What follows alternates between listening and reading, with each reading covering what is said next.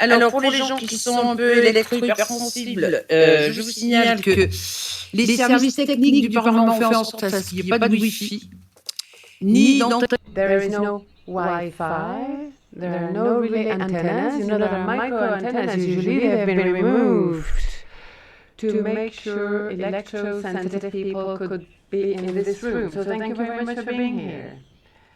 Today, we are going to address an issue which is electrosensitivity or IEI-EMF. It is a condition that has been defined by the attribution of several non-specific symptoms. So we wanted to organize this workshop at the European Parliament, who will certainly get here soon. They'll be next to me. And it is also for stakeholders in the Commission, and we are going to look at the scientific state of the art about electrosensitivity, hypersensitivity. We have here different people coming from different countries who are going to tell us about their latest research work, their latest models, and all this will be made available to you through a document that you can grab when you go out, which is an abstract of the different, which contains the abstracts of the different interventions. What can we say about electrosensitivity, hypersensitivity? Well, it has a quite high prevalence that requires a better scientific understanding, especially if we want to find efficient treatments. You know that the health the French agency responsible for health in work environments has evaluated the prevalence in 2015 was around 5% of the general population. If these 5% are compared to the European population, we reach the figure of more than 25 million Europeans.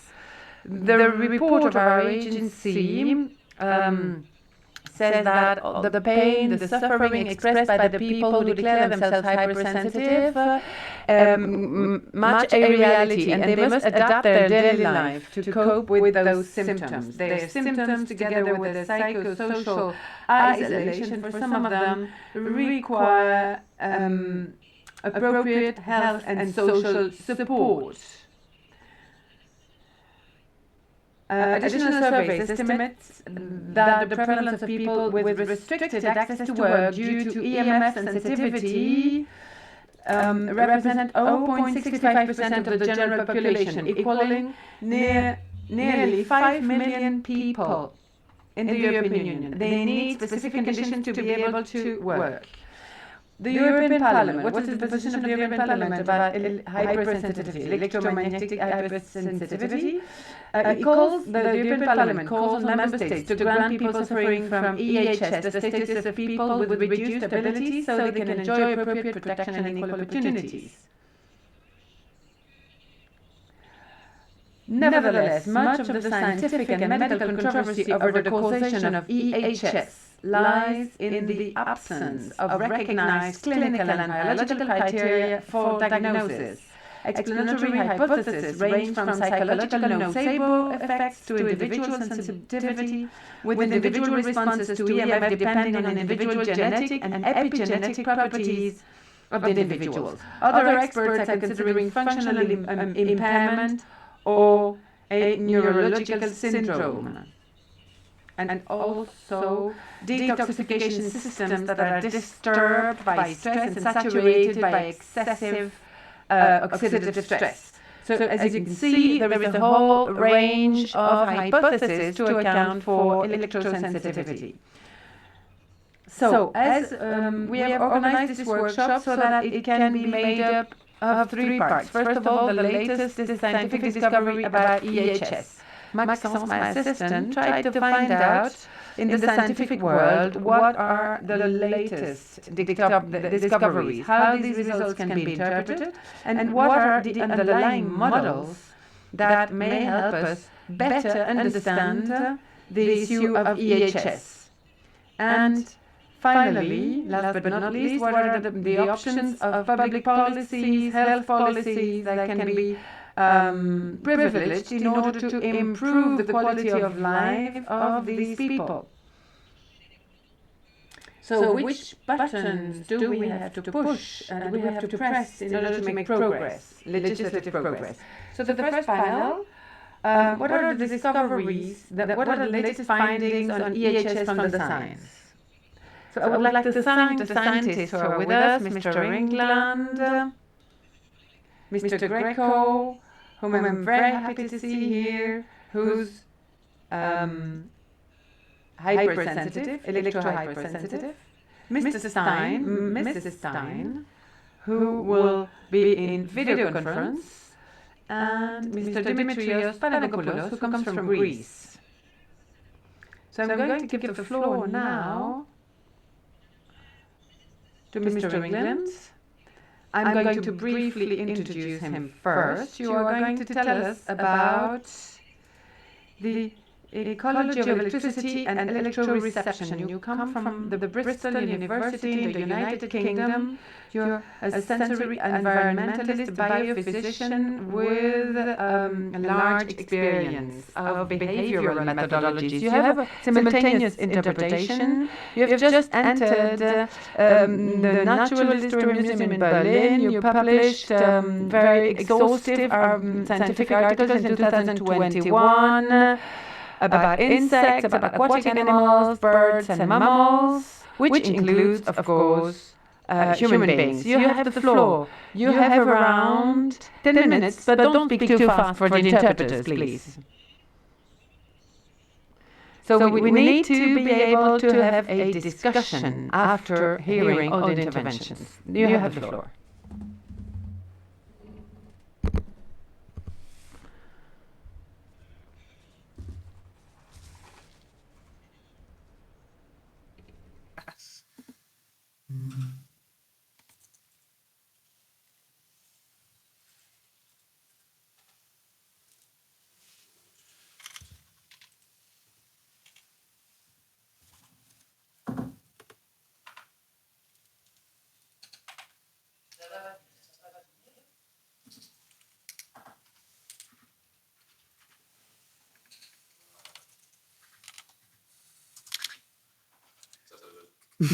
Perfect. Okay, well, yeah, thank you so much for inviting me here to speak to you all. As I was introduced, I'm now at the Museum for Naturkunde in Berlin, but most of the work I'm going to be talking about today was done during my PhD at the University of Bristol in the UK. And what I'm going to be talking to you today about is a little bit strange, but it's essentially all the ways that we think that maybe electricity, and in particular naturally occurring electricity, could play an ecological role in the natural lives of many different animals and plants and other organisms. If we have the next slide, please. Some of this will be very boring to some of you. It'll be old news, but I think it is worth just quickly running through what I mean by some of the words that I'm going to be using today. So we'll do a little bit of physics revision for you all. So when I talk about charges and electric fields, what I'm really saying is that with any electrically charged object, this is something that either has too many or too few electrons or protons. These are going to emit electric fields, and these electric fields can exert a force on other charged objects. If you have two of the same polarity, so positive and positive, they will repel. But if you have the opposite polarity, they'll be attractive to each other. Now, the reason that we're kind of all here today is that we know that many living things are going to have an excess or a deficiency of electrons or protons. And what that means is that most living things are going to be sources of electric field. If we can have the next slide, please. And so what I set out to do back in 2022 was essentially review what we know about how these naturally occurring electric fields that are coming from living organisms or from the natural environment could play an ecological role for these animals. How might they be using these electric fields to their benefit? And that ended up in this publication that's available to read in Biological Reviews. And I'm just going to run you through the quick summary of the main findings of this study. If we can have the next slide, please. So one of the main findings, and one of the primary ones that we came to, was that indeed many animals accumulate significant electrostatic charges as they naturally go about their lives flying through the air or walking across surfaces. If we have the next slide, please. Next slide, please, if that's okay. Now, there's obviously potentially ecological consequences for this because it means that animals and other organisms can interact electrically. And one primary manifestation of this is electroreception, the ability of an animal to detect ecologically relevant electric fields. And again, we find that this sense is very widespread, mostly known from the aquatic environment, but recently more evidence is coming to light about it being used in the terrestrial environment too, for example, by bumblebees, spiders, and other insects.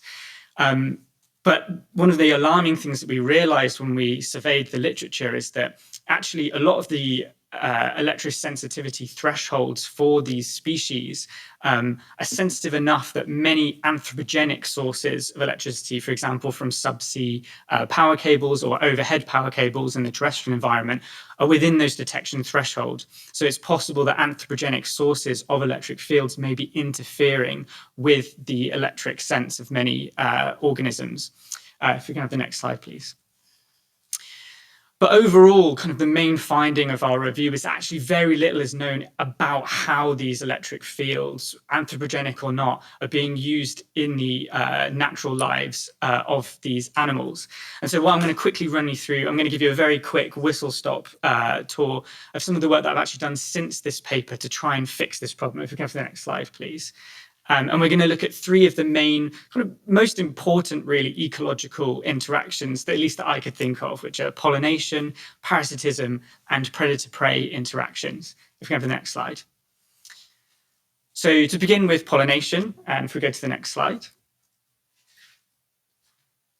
So what I did for this study was I looked and I tried to measure the electrostatic charge that's accumulated by various species of butterfly and moth that have very different ecologies. Some of them will be diurnal, nocturnal, some of them visit flowers, some of them don't, some of them are tropical, some of them are temperate, to try and get an idea of how these animals might or might not build up static charge as they fly through the air.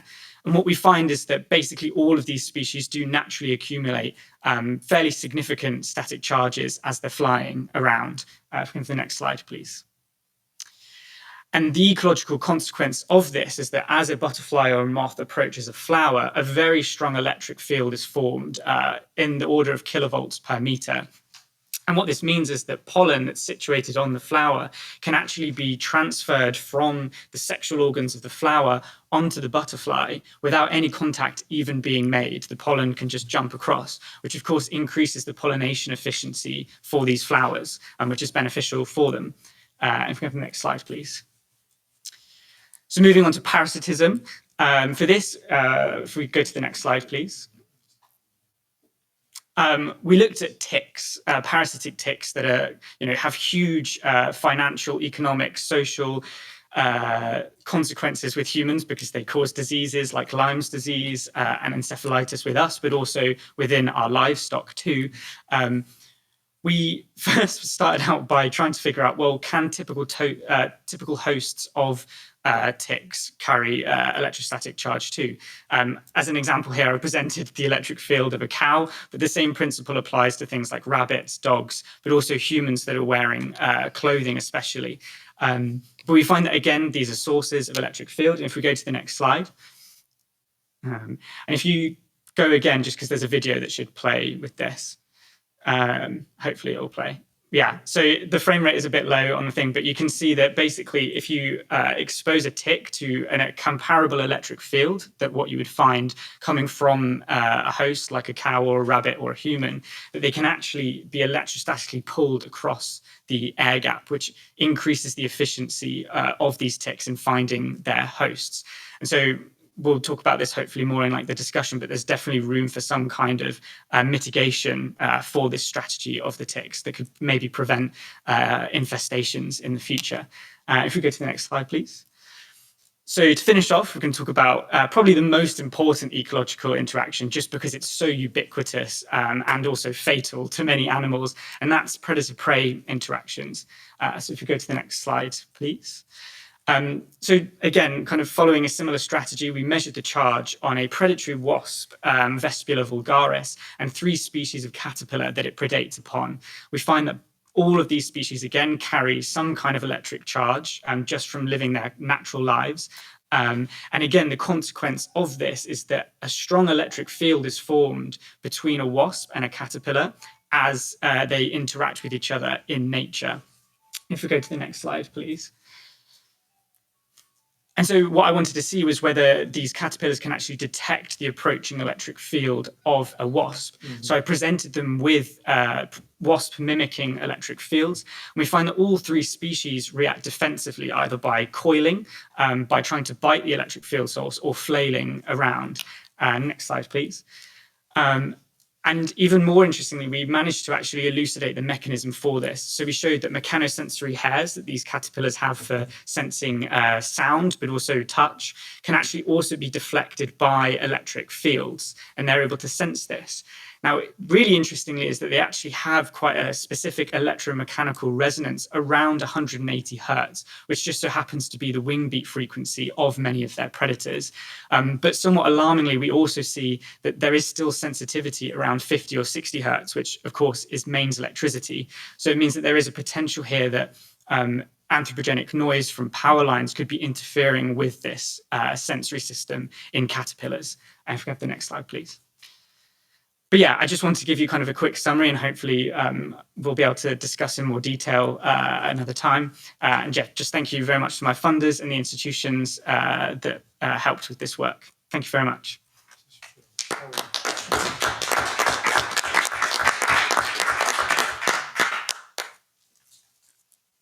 Si vous avez... Thank you. If you have any questions, of course, you can ask them now. We can take some questions right away, if you want. Yes, Mr. Belpom, you have the floor. Yes. First, and I'll be speaking French, I would like to say that this part dedicated to electromagnetic fields in nature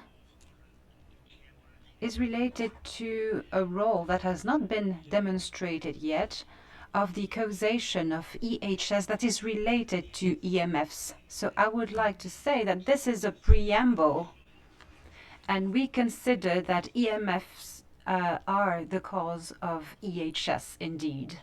All right, thank you very much for this clarification. Now, let me go on, and I suggest I give the floor now to Mr. Frédéric Greco, who's going to tell us about prevalence of migraine within the population of EHS. You come from Montpellier, the University Hospital of Montpellier. You did some research about the relevance of the the ultrasonic cerebral tomosphygmography, UCTS, that is also known as encephaloscan. That's something I know. In relation to EHS, Mr. Greco developed research on the prevalence of migraine in the population suffering from EHS. So if you could do something about our headaches and migraines, that would be great. You have the floor. J'attends la présentation. En attendant, je voudrais remercier les organisateurs pour leur invitation. Well, in the meantime, while we wait for our slides, I would like to thank the organizers for bringing us together today. It's a great honor for me to take the floor and to be here with Mr. Delpomme and others who are really pioneers in the field of EHS. And I would like to thank the technical staff also. Sorry? You haven't received my presentation, but I just gave it to you. I had a memory stick.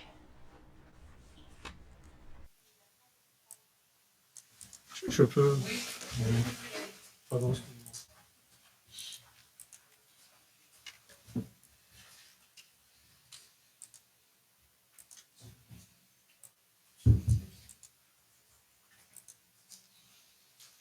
Ça va aller, nous. Heureusement, t'es avec moi.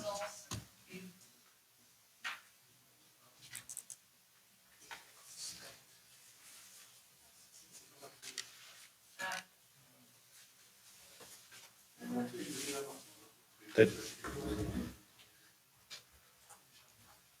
Alors ça, c'est les aléas du direct. Peut-être changer. J'en ai une autre.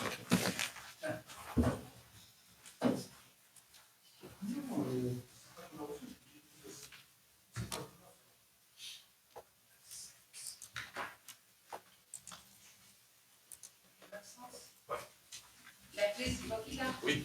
Et alors ? Eh bien, mon rayon.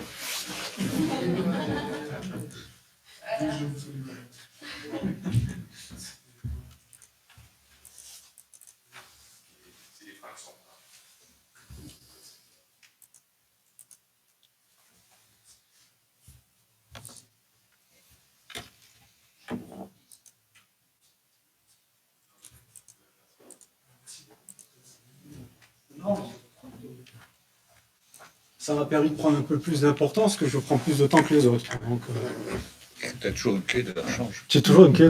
And I always have an extra memory stick with me. That's a good thing. I always have a spare one. And maybe it's not working? Yes, it seems to work now. Thank you. Alors,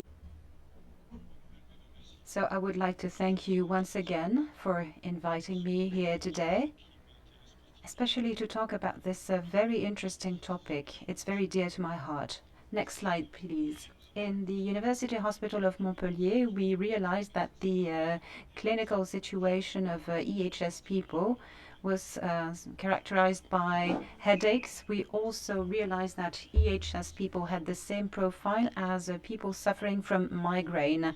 And we have a majority of women aged between 30 and 60 years old. We also realized that in EHS people, we have specificities of migraines in 6 cases out of 10. And we also saw positive results after treatment against migraine. And so we wondered whether EHS could be integrated in the observation and the analysis of migraines. In 2018, ANSES developed a report about EHS, and it recommends the definition of migraine symptoms to determine whether these EHS people have more migraines than the population as a whole. And to answer this question, we used the French version of a questionnaire to detect migraine, and this was published by our Belgian colleagues, and I would like to seize this opportunity to thank them. They wanted to highlight the prevalence of migraine in EHS people, and we did that, next slide please, with the support of associations supporting EHS, such as Robin des Toits, the Zone Blanche Association, and many others that I cannot mention today, but I would like to thank them very warmly. And in the framework of this study, we disseminated a questionnaire, and all the EHS people, adults, French-speaking, could actually answer this form and these questions and send them to us. So we realized that 60% of EHS people were suffering from migraine, and we needed 256 answers, and we received 317, and we analyzed 293. So that was enough to analyze our hypothesis. Now, we only kept the 293 cases because some of them were suffering from CMS only. And as you can see on this map, all the questionnaires came from different regions in France, and including people from the outermost French regions. And according to the results, we can see that 230 patients were suffering from headache, invalidating headaches, and 191 could be considered as suffering from migraine. And this gives us a prevalence of 65% and even up to 83%. And if we consider that our sample is representative, because this is always a difficulty for EHS, it means that we really have a prevalence that is between 11 and 40% in EHS. It is higher than the prevalence level of this pathology for women aged between 35 and 39 years old. So we're far beyond the figures that we can observe in the population as a whole. Then there's another element that was observed. Thanks to the results of the questionnaire, we realized that very few people suffering from EHS were taking treatment, and they're not taking anything to fight against migraine, even in the times of crisis. And as a conclusion, I would say that this work leads us to make two observations. On the basis of our clinical observations, we can see that the prevalence of the migraines in people suffering from EHS is much higher compared to the general population. And we need to go on with this work, with this research. We need some support. And then it also highlights that EHS people should benefit from support from caregivers to receive some help, especially coming from the French association that studies headaches and migraine. So this is all I wanted to share with you at this stage, and I would like to thank you very much for your attention. Do you have any questions? Yes? Good afternoon. I'm a lawyer here in Brussels, and I have a small question. I would like to know if there are any indications about the prevalence of migraine. Is it a condition that exists naturally, or is it due to the exposure to EMFs? Well, you need to know that if you suffer from migraine, it means that you have a brain that can really be triggered by many elements. And we know that migraine is an environmental disease because this is an abnormal reaction of the brain to changes, external or internal changes. So that's the definition in migraine. And there are, of course, factors that can trigger the migraine. And our German colleagues clearly showed that the thyroid activity can generate pharynxes, and this shows that there is a clear link between this activity and the appearance of migraine in autumn. And this is based on publications, on literature. So migraines can really be the witness of this brain activity, and in very specific circumstances, this can facilitate the fact that EMFs will be detected, and this will lead to abnormal reactions. And of course, they can lead to pain, heart disorders, and this is something that is really related to central sensitization. All right, thank you. But do you think that the triggering factor could be the EMF? You know, what really triggers the migraine? Well, that's our hypothesis. There is a link between this activity and the fact of having migraine. And our colleagues from Taiwan showed that in young people, migraines are proportionate to the use of cell phones, mobile phones. There are two publications demonstrating that. So indeed, if you have a brain that is quite sensitive to migraine, then indeed the EMFs could trigger a reaction with the TRP ones, and I'm not going to go into the details, and that would trigger migraine. But this will be the purpose of future research. Yes, Mr. Belpomme? Thank you. I would like to make 3 comments. I believe that Mr. Greco will not mind if I make these 3 observations. First, about the definition of migraine. This definition has evolved through time. And we used to have a traditional definition talking about unilateral headaches with aura or symptoms that would actually announce the migraine. And they were considered to be always the same. But now this definition has changed. It is much wider today. And I believe that this confirms the hypothesis of Dr. Greco. Second comment, and I'm sure we'll talk about that at a later stage. We cannot summarize EHS to headaches because, of course, they do suffer from headaches, but there are other symptoms, and that's why this pathology is very special. And then last comment, on the basis of my personal experience, the traditional anti-migraine treatments do not have a real impact on people from suffering EHS. This is not a scientific fact, but this is something that I have had the opportunity to observe in my clinical trials, in my clinical work, so it's not that simple. And maybe one last comment to reinforce Dr. Greco's presentation, and this is an article that I read.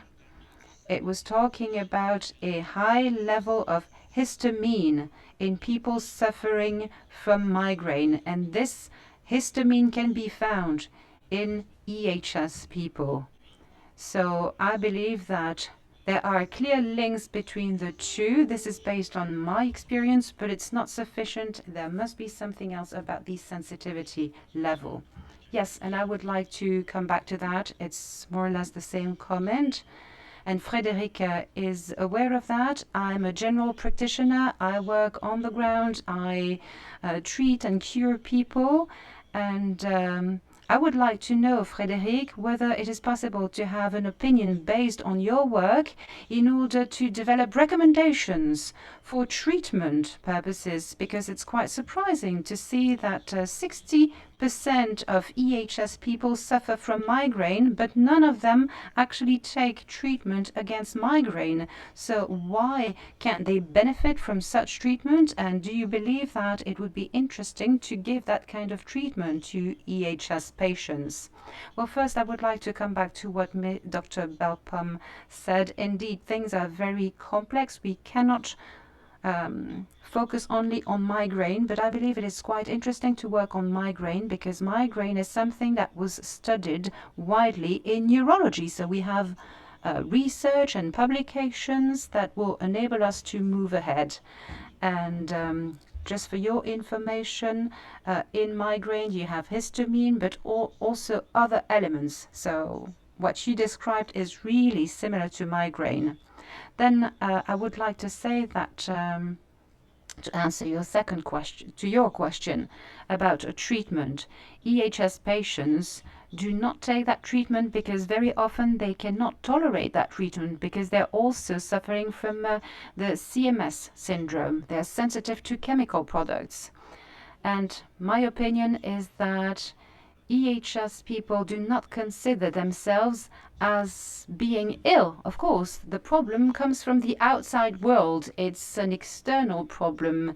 And so taking treatment is like recognizing that you are actually sick, and that's another problem. But in terms of recommendations, if someone goes to a doctor saying, I suffer from EHS, so if the patient comes to the doctor and says, I have a headache, and of course the doctor will listen to the patient, will try to follow the recommendation. But if the patient comes back and says, I have a headache because I am an EHS person, then very often it's very difficult for them because the doctor will not be ready to listen to the patients in the same way. So we need to make sure that people suffering from headaches should be listened to and cured or treated as anybody else, whether they are EHS or not. And ever since 2004, we have a law in France, the Kouchner law,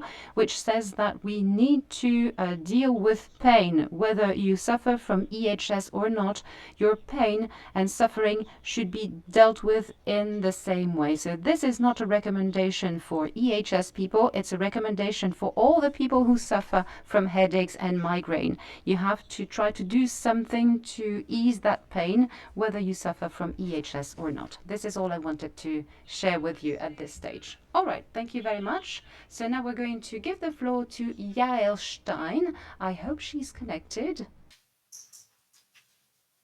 Est-ce qu'elle est là, Yael Stein? Is Gail online?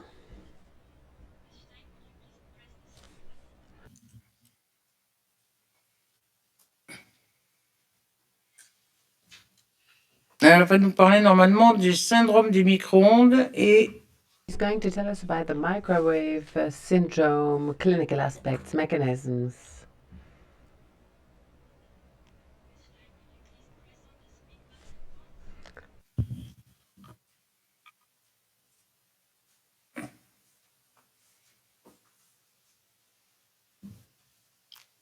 elle est connectée ou pas? Oui.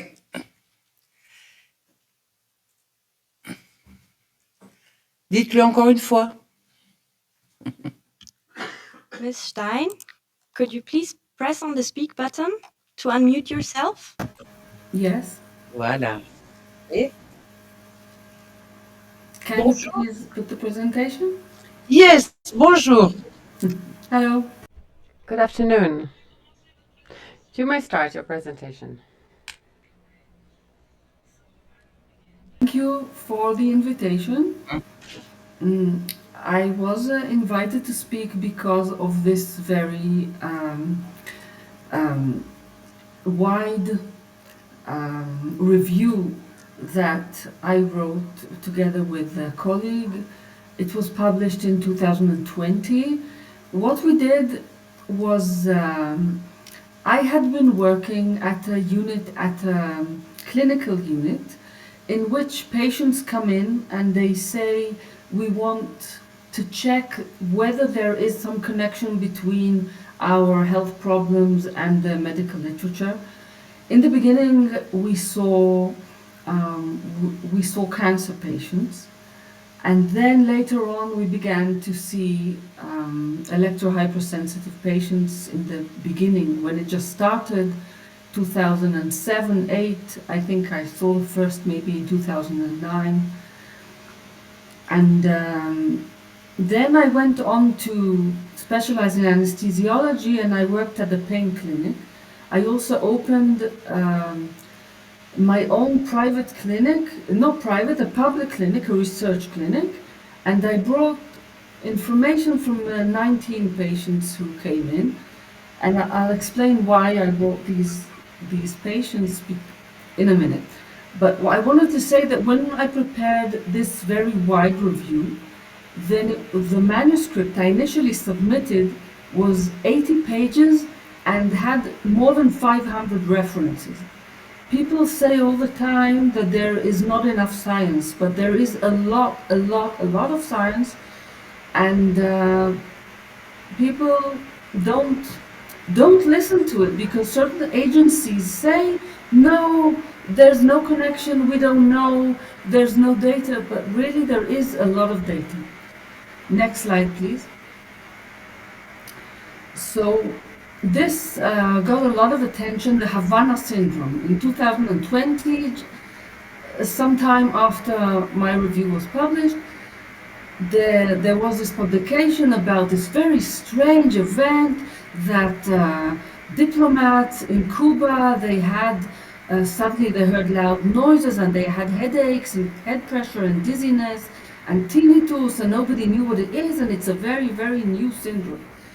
So I'm bringing here a few references to show that many people have written about this, and it's really not a new syndrome. Next slide, please. The person who wrote the most about this was called Alan Frey. He did a lot of work for the United States Army in the 1970s, even in the 60s, and he published about sounds, about noises that people hear which are caused by microwaves.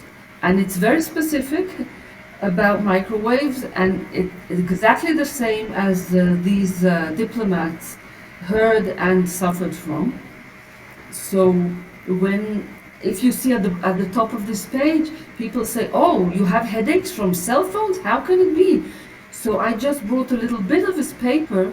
On the left is a quote from his paper, and on the right are the previous references of things he wrote about this many years ago. But actually he said, of course it's true. Many people have written about this. There is a lot of information.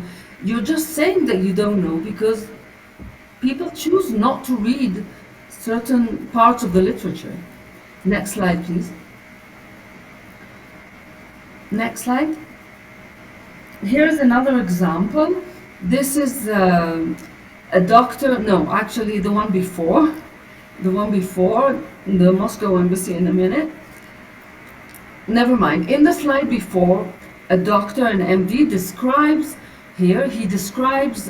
the symptoms of some patients he saw. A 50-year-old man was exposed to microwaves. In the beginning, he had a sudden heating sensation and erythema, but later on, he suffered headaches, insomnia, irritability, emotional liability. These are exactly the symptoms that were called the microwave syndrome or microwave disease. Next slide, please. So, one of the reasons that we don't know about this and that many agencies say that this isn't important is that things like this have been hidden for many, many years. It's not politically correct to say so, but perhaps it's time to say so. In between 1952 and 1966, the American embassy in Moscow was radiated with low-level electromagnetic signals, which are considered low, up to 18 microwatt per centimeter square. In my opinion, it's very high, but in the opinion of organizations like ICNIL, it's nothing. It's very low. So people were radiated every day from a building alongside, and the Americans discovered this a few years after it began, but they didn't do anything. They said, "Oh, it's just a low level. Let's see what happens." So they allowed their people to be radiated, but after the consul died of leukemia, then they had to go and look into it. There was no hiding it anymore. Next slide, please. One thing that is important about this is that there were very different, the frequencies were different, and it wasn't like a single wave. The modulations of the waves were random and were changing and were complex. So there has been quite a lot of literature about this, which also nobody claims to have ever seen or read. But I happened to read it because the person who wrote it was a professor called John Goldsmith, and his student was my teacher. So I happened to read this. On the right is a table from his paper from 1997, and on the left is a table he made in a book he wrote before he died, which hasn't been published, but it's here and I can share this with whoever wants. So they describe symptoms like depression, irritability, weakness, difficulty concentrating, memory loss. Many of these symptoms are the very exact symptoms that we see today in our patients. Next slide, please.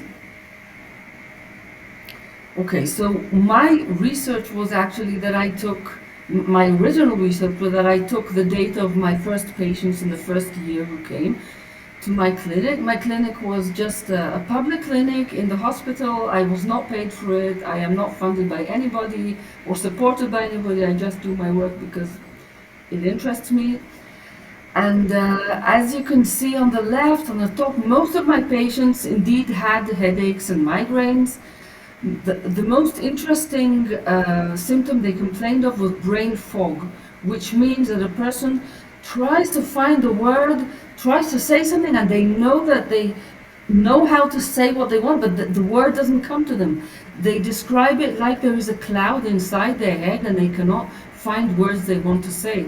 And sometimes it's even worse. People can have this when they're out in the street. If they are in a specific place which they connect this to electromagnetic fields, and after a lot of patients that I've seen, I agree with them that it probably is. So they can get really disoriented.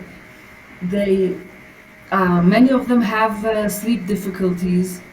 Many of them become anxious, even up to panic, because they don't know what's happening to them. They become very weak. Some of them have instability, dizziness, falls, nausea. Some of them have earaches and they hear sounds. Some of them describe heart palpitation, tightness in the chest, the muscle cramps, abdominal cramps, joint pain. It's a very wide range of symptoms, but you see that the patients usually don't have all of them. They have like 2 or 3 specific ones for each patient out of all this range, and the patient will have the same symptom every time they're exposed. In a few slides I'll show you how I saw this like in a more clinical setting. Next slide, please.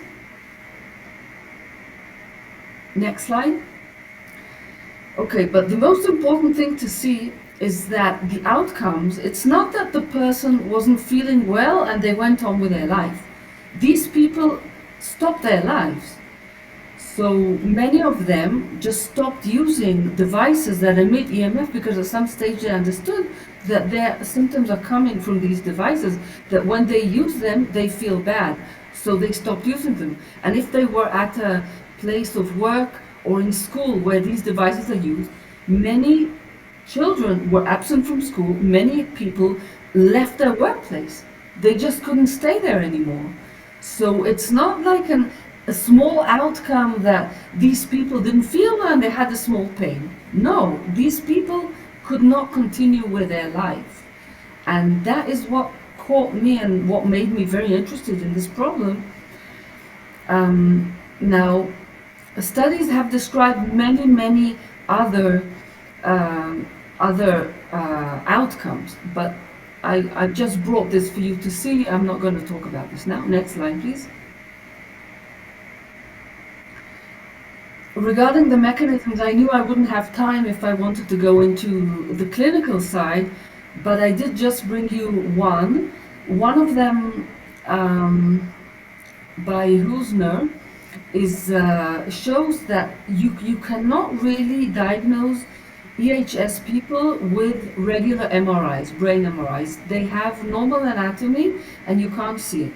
But when you do functional MRI, then you see that actually the connections inside their brains are different from other people. They actually have neural damage, or their brain has become different. Either that, or they were initially different from other people, and when they encountered the microwaves or the electromagnetic radiation that's in the environment, then they behave differently than others, and this has been shown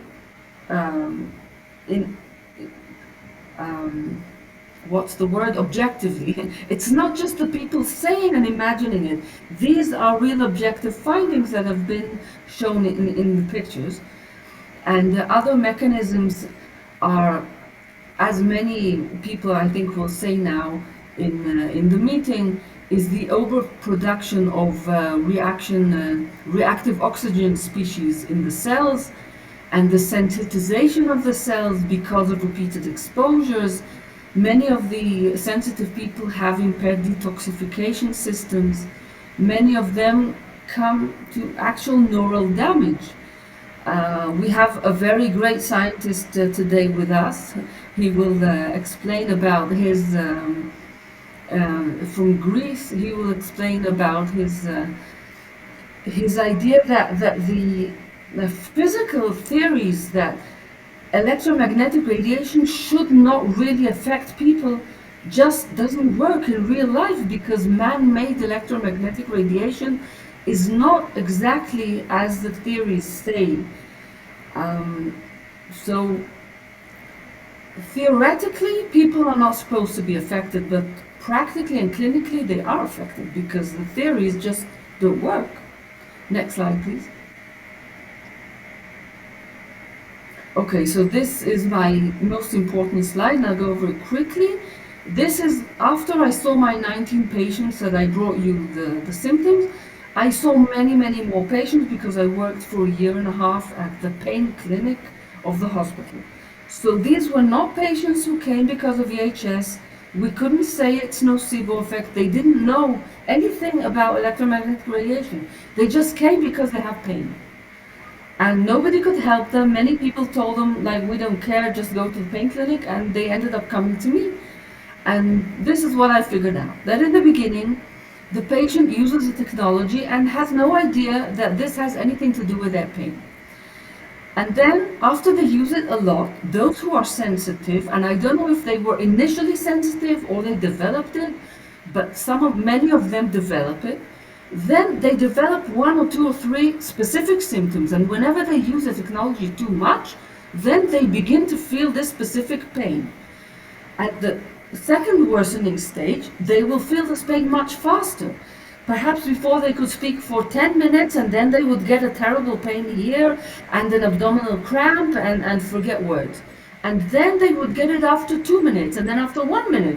And then this patient would just throw away their cell phone and say, this device is causing me pain. They understand it because it hurts them. And and also it's important to know that when they stop using the device, the pain doesn't disappear immediately. When they become sensitive, it can last for hours, it can last for days after they use it. So you can't say that now we turn it on and they respond, then we turn it off, they don't respond. And if they know it's on or off, then it means that they're telling us the truth. The body doesn't work like that. The body doesn't, many of the people don't even know that it has something to do with the electronic devices, and their body responds. I knew it because they came to me and I had seen like 50 more like them, so I told them, listen, aren't you perhaps exposed to electromagnetic radiation? And then we thought about it. For example, there was a very old Arab man who came to the pain clinic, and he described all electromagnetic symptoms, and he had no idea at all about electromagnetic problems. And I told him, listen, you have an antenna next to your house. He said, no, I don't have anything. I said, where do you live? Oh, I live in an Arab village, and I'm the last house in the village. And what is behind your house? Oh, that's an army base. Yeah, well, an army base doesn't have any antennas, right? So you have nothing to do with electromagnetic. So that's why I'm saying that it's not nocebo, because many of the patients coming to the pain clinic have no idea about electromagnetic radiation. They haven't heard about it, they don't know about it, they love their cell phones, but they suffer pain. So the next stage was that the patient goes into the pit, which means they have symptoms that just don't pass. And the medications, at the pain clinic, we give medications for fibromyalgia, for all sorts of things. They don't work. Nothing works on these patients. The medications don't work at all. They need to go into the bunkers. They have to hide from the exposures.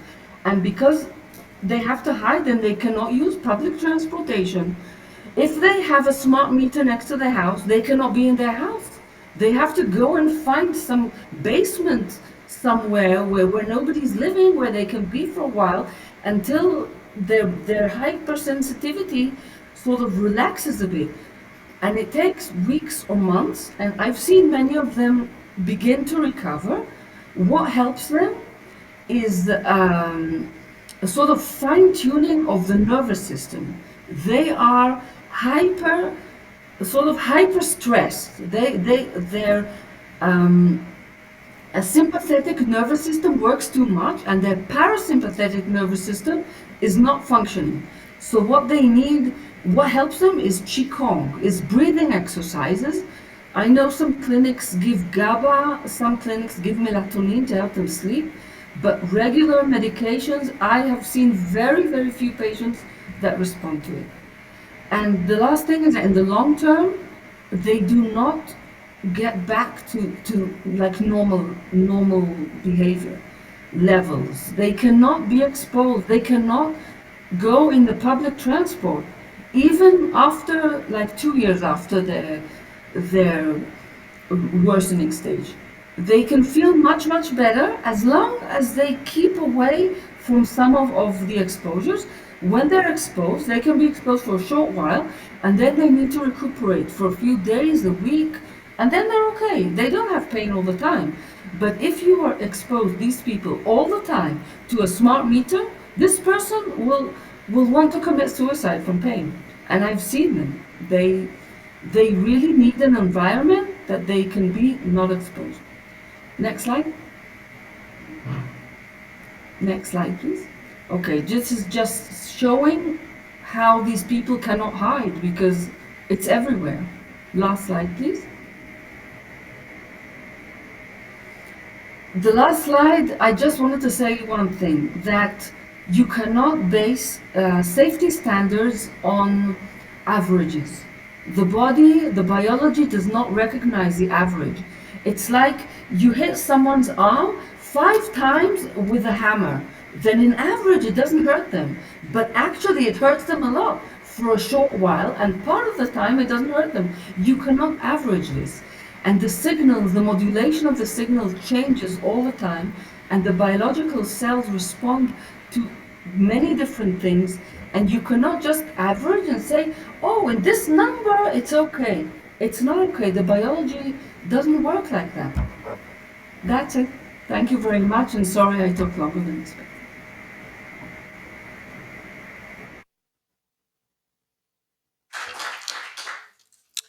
Merci pour cette intervention. Est-ce que... Thank you for your presentation. Do you have questions to our speaker? How does she speak? Could I? I am not a medical practitioner, I'm not a researcher, but I built an anti-wave house 6 months ago where I take in EHS people who stay with us for at least 1 week. I would like to confirm what I've just heard here. Being out of it for 1 week is not enough to remove all the symptoms that people suffer. The house I built is below the threshold that is usually used as a reference, but even those standards are not enough. They have become so susceptible that the smallest exposure will recall all their symptoms, and they suffer permanent crisis plus fears about their environment. The mere fact of seeing a tablet, even a spent tablet, which is not emitting anything on the table, laying on a table, reminds them of their pain and reactivates their symptoms. I got a mail this morning. We get such mails every week from someone who's looking for a refuge as fast as possible because she says her life is at stake, is in danger. She speaks about migraines and different symptoms. So I think that you, biologists, physicians, researchers, you need to do research and find treatments, but we absolutely need areas where those people can take refuge to recover, and they need to be given enough time to recover, because as the lady said, once you've fallen into the pit, it's almost impossible to go back to the surface for certain people. Thank you very much for this testimony. We will come back to the different levels of electro-hypersensitivity. I'm going to give the floor now to Dimitri Panagopoulos, who's going to tell us about anthropogenic electromagnetic fields, voltage-gated ion channel dysfunction in cell membranes, oxidative stress, DNA damage, and related pathologies. You're a biophysician. You live in Greece. You studied physics. You have a PhD in biophysics of the the Athens University. And you have a PhD in the biological study of electromagnetic fields in 2009, and you also studied microwaves and the induction of cell death by electromagnetic fields of wireless communication. I'm not going to give more information about you. I'm going to give you the floor so you can tell us where you are, where you have arrived in your research. You have the floor.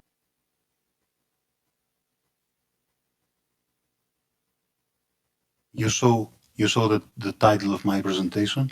Next, please. Where you can see the electromagnetic spectrum. On the upper part is the ionizing part. Somewhere between is a very small part, which is the visible part.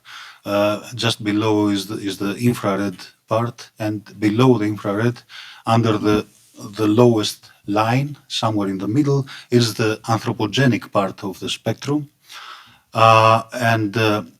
One characteristic of all types of wireless communication electromagnetic fields is that they combine both high and low frequencies. They have RF or microwave carrier waves, which are modulated and pulsed at ELFs, extremely low frequencies. And they also have random variability by their nature, which is even lower than ELF is ULF in most cases.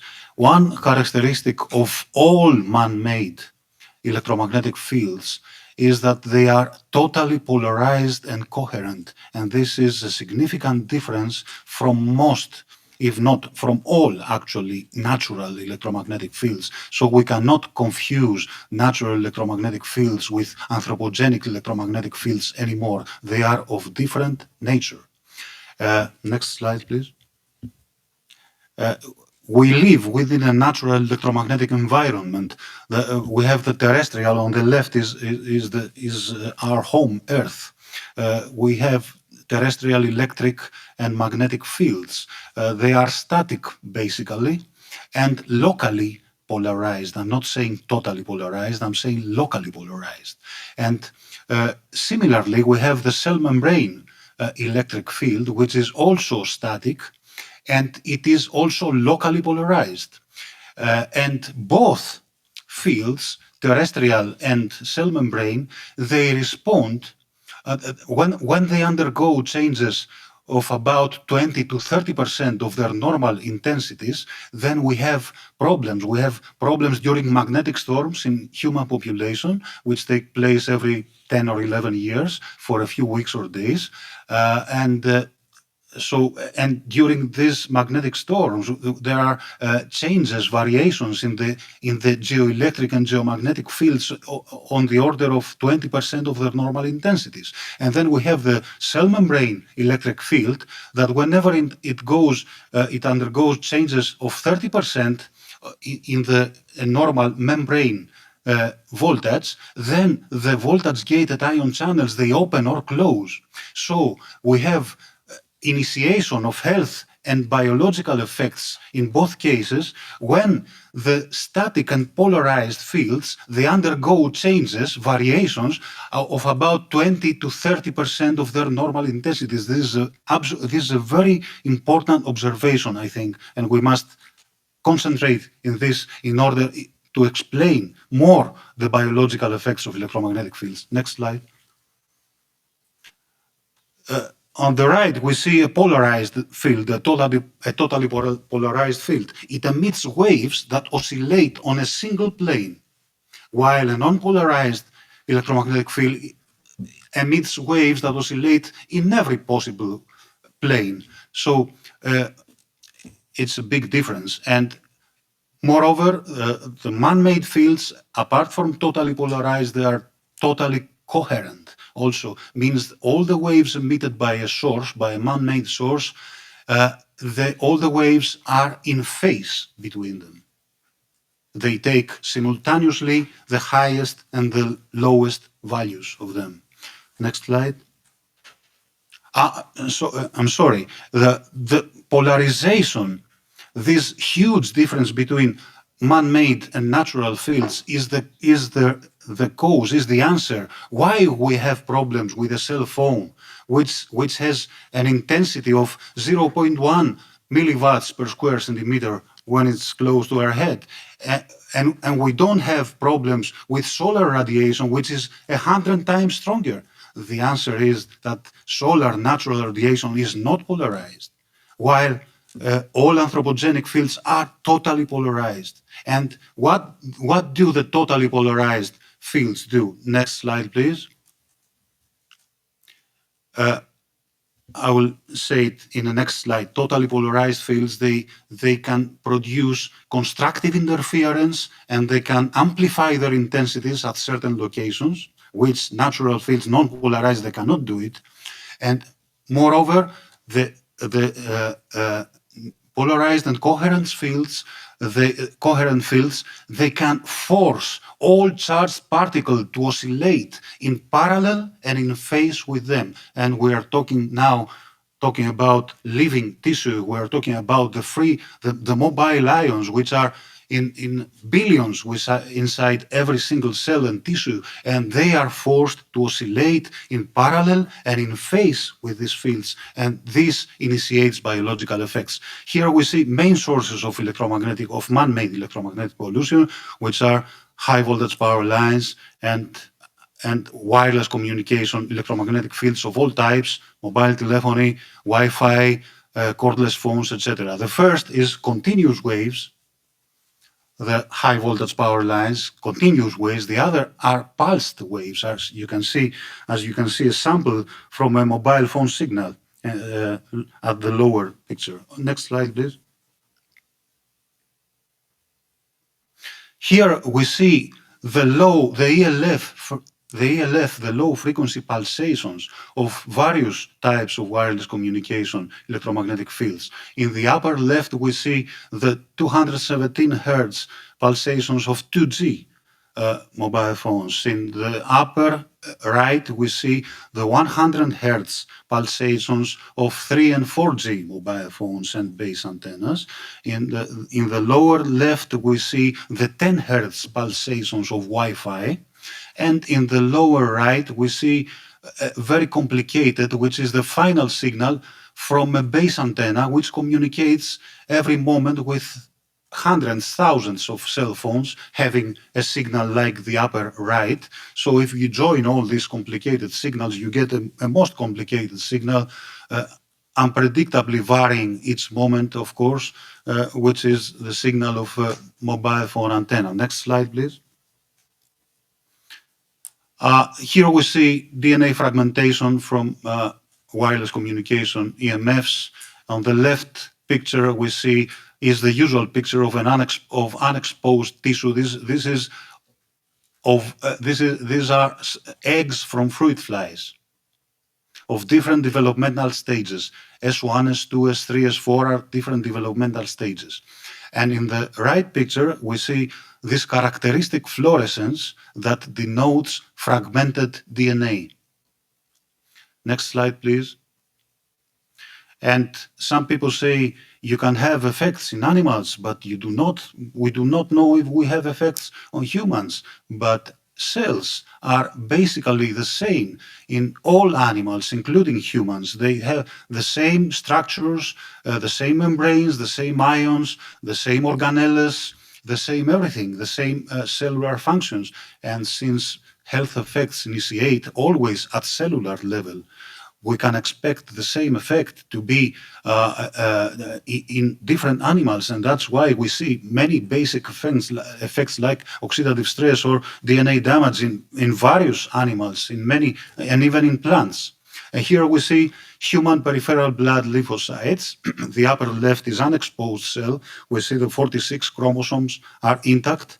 In the upper right, it's exposed to an extreme dose of caffeine, about 300 times higher than the permitted caffeine dose, we see a gap, a smaller aberration in one chromosome. Smaller aberrations are called gaps, and bigger ones are called breaks.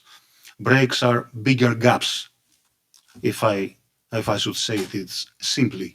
And in the lower left, we see a cell exposed to a cell phone from 1 centimeter distance, and we see a break with the fragment of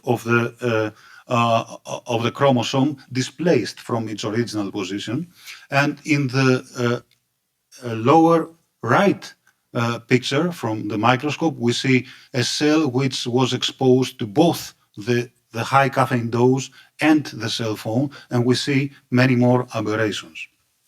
Next slide, please. Some people still wonder whether we have or not effects from man-made fields, but this is simple to be answered.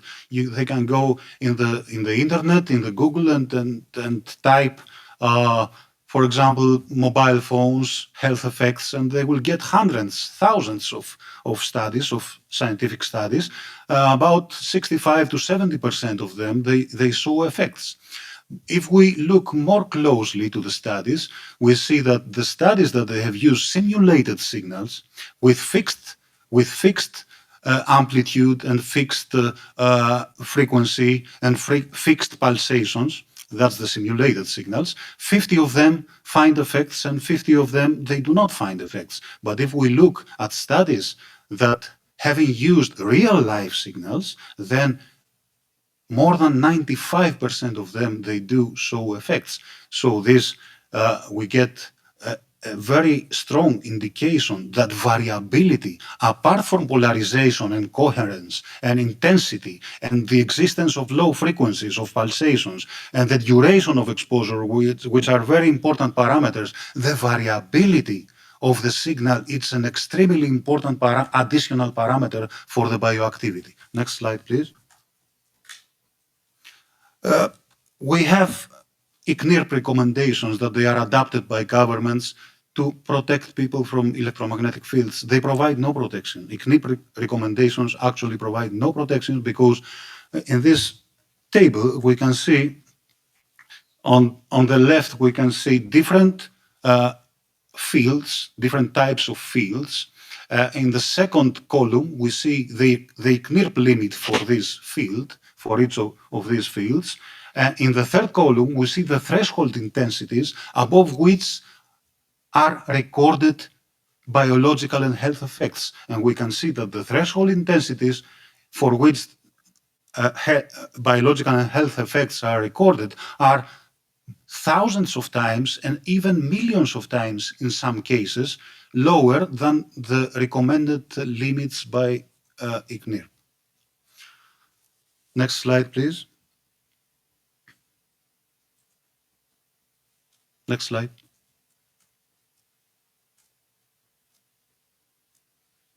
Next slide, please. Next slide. That was the next slide? Okay.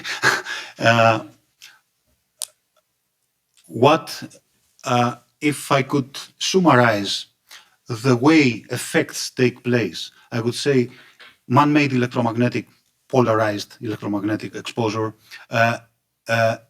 causes dysfunction of voltage-gated ion channels in cell membranes. This dysfunction alters the intracellular concentrations of critical ions such as calcium and potassium and sodium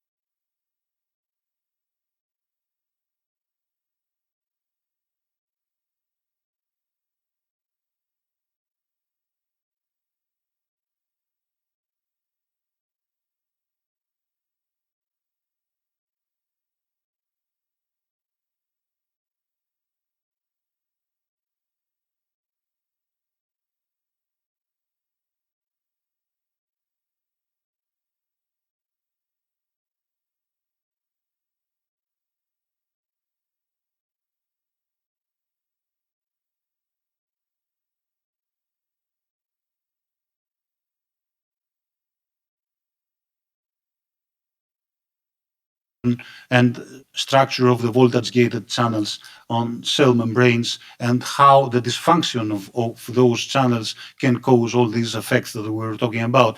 If I have time later, maybe I will talk more about this. Thank you very much.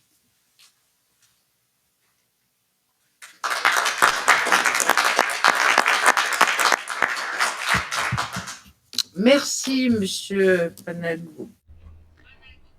Thank you very much, Mr. Panagopoulos. Are there any questions at this stage?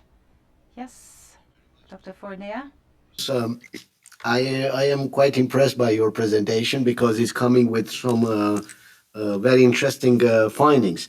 My question is related to the technology that is used for the 5G technology, the beamforming solutions, because you said about this intermittence, multiplexation, and stroboscopic effects of the transmission in the 5G. And we have here a graph, and we'll show it to you. We presented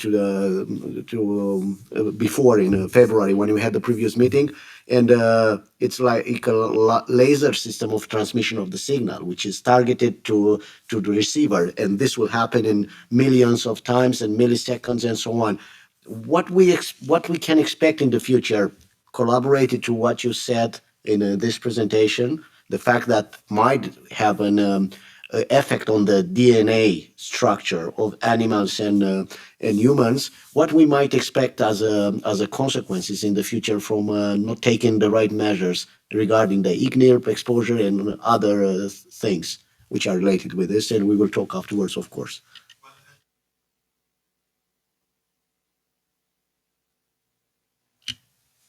Okay, yeah. As I said, variability is an extremely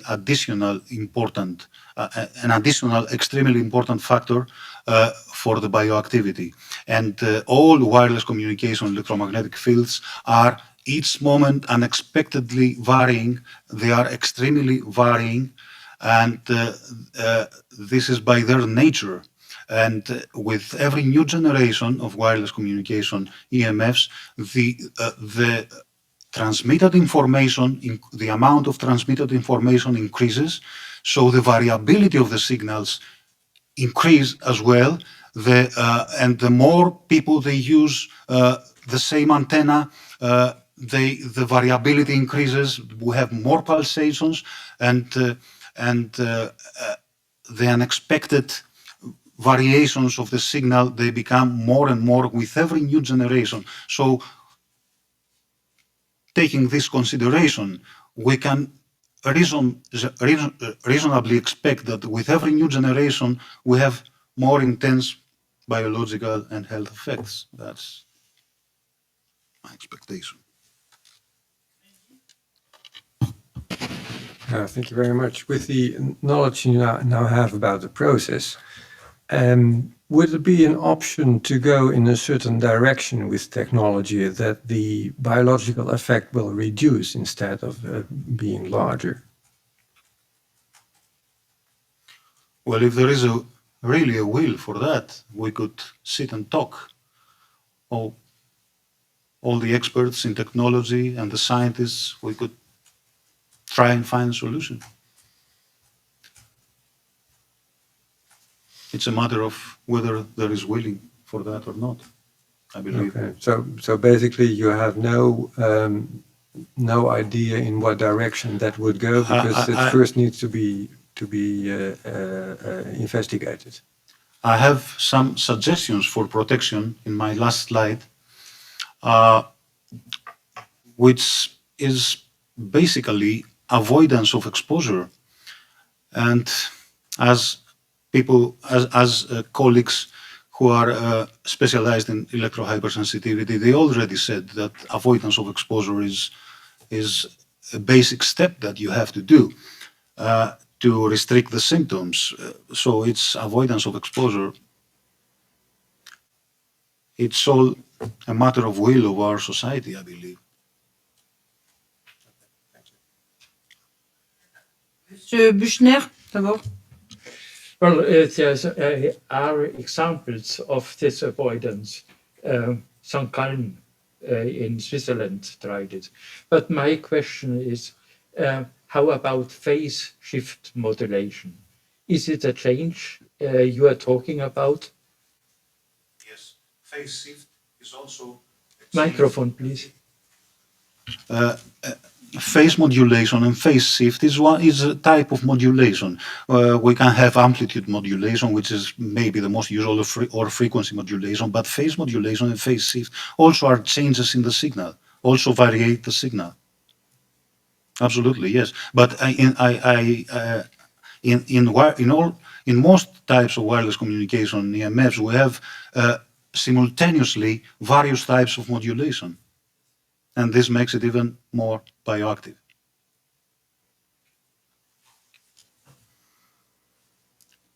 Monsieur Belpomme? Dr. Belpum? Yes, thank you. I'd like to come back to the very important elements that were highlighted by Dr. Panagopoulos about the variability of the anthropogenic EMFs. So those we are creating compared to natural EMFs. That distinction was very important. He also highlighted the pulses that exist, and this is very important, the polarization and the pulses. These are very important elements. And then there is another element that he didn't have the time to develop in his presentation, but he did mention it. He talked about radio frequencies that are associated to very low frequencies. That's another very important information. And in the past, we said that radio frequencies were to be considered separately, but we also have associated radio frequencies, and this is something that I have learned from this cooperation. And then as to the mechanism that is being suggested, I must say that I do not agree with Dr.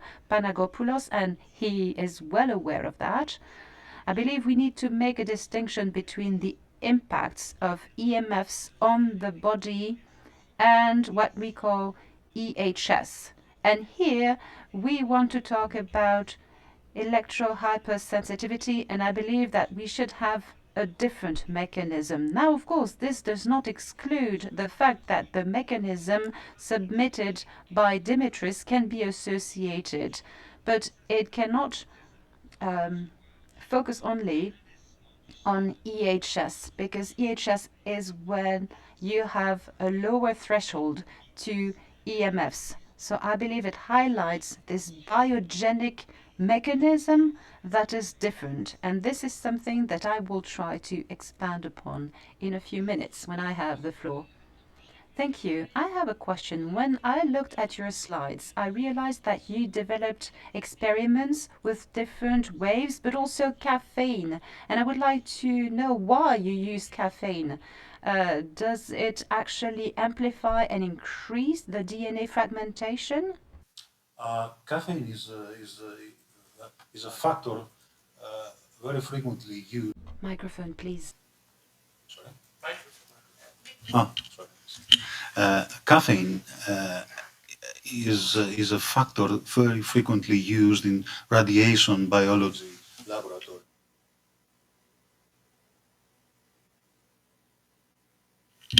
They expose cells to big doses of caffeine, and it's considered that an extreme dose of caffeine it disables the protection of the cell. It disables a certain point of the cell cycle that would initiate protective mechanisms. So it was easy for me to use these doses, these high doses that they are frequently used in radiation biology laboratories, and compare the effect with cell phone. That's what I did. And as for Dr. Belpoom, whom I very much respect as a scientist, and his work in electro-hypersensitivity, we have a different view in the details, I would say, of the actual mechanism, which we don't know yet in every detail. Dr. Belpoom supports the idea that there is something different in electro-hypersensitivity than in the wider frame that my proposed mechanism works. Yes, but if it is a reality, if it is a fact, if it is proved that is a fact that we have oxidative stress, then it's a common factor that joins your view with my view, and possibly also we should take into account that the neural cells, they have higher percentages of voltage-gated ion channels because they perform the transmission of the neural pulses, which are sodium and potassium voltage-gated ion channels. That's my view, and it is for your consideration.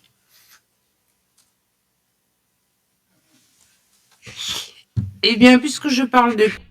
Well, since I was talking about caffeine, I would like to invite you now to a coffee break. So you see, that didn't came out of the blue.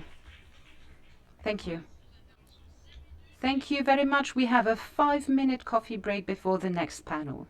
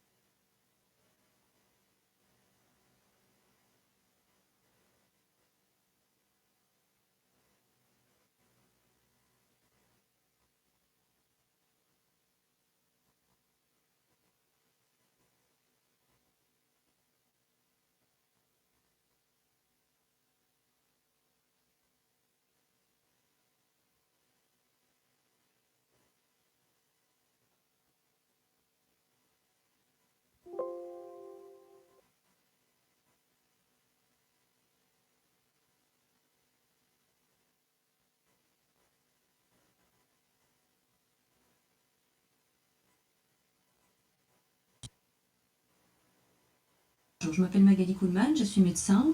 J'ai étudié la médecine environnementale à l'Académie européenne de médecine électromagnétique artificielle sur le vivant et sur la santé. Alors je suis également membre de l'ARIEM et co-initiatrice de l'Hippocrate Electrosmog Appeal. C'est un appel qu'on a lancé en Belgique, qu'on a adressé au gouvernement pour demander l'application d'un principe de précaution et aussi pour tenir compte de la situation des personnes électro-hypersensibles qui est pour l'instant très très très difficile. On a reçu du soutien, 1134 soignants belges.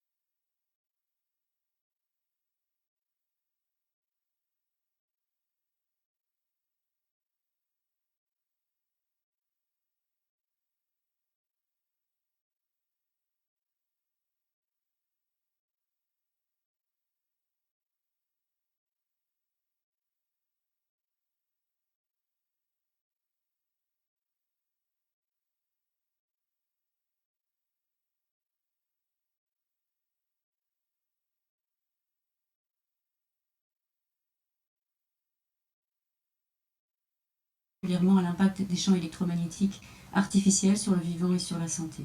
Alors, je suis également membre de l'ARIEM et co-initiatrice de l'Hippocrate Electrosmog Appeal. C'est un appel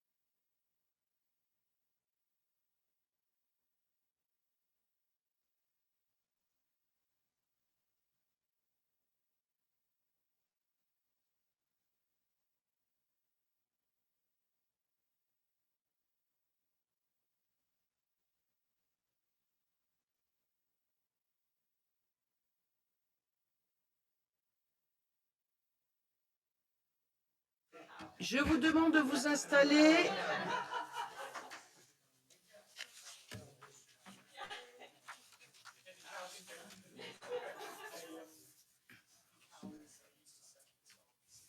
Allez, England. Alors, excusez-moi, on reprend.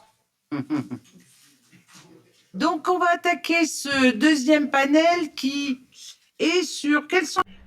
Let's start with the second panel, in which we will look at the underlying models. We have tried to look at the impact of waves on the basis of your latest research work. Now we're going to look at your hypothesis. We're going to first hear about Mr. Andrew Marino, who's going to tell us about electromagnetic hypersensitivity, a neglected neurological syndrome.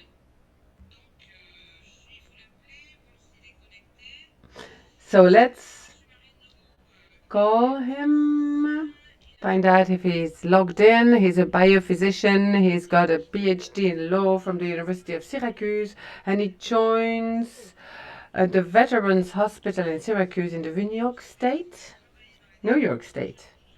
Sorry. Then he worked in the departments of orthopedic surgery, neurology, cellular biology, at the Shreveport Medical School in Louisiana.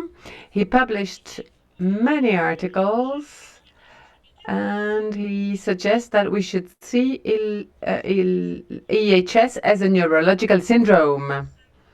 So what is it all about? Let's look at this neurological syndrome that might help account for EHS, because it's fine to look at the symptoms, but how about the underlying models? What do we know exactly about them?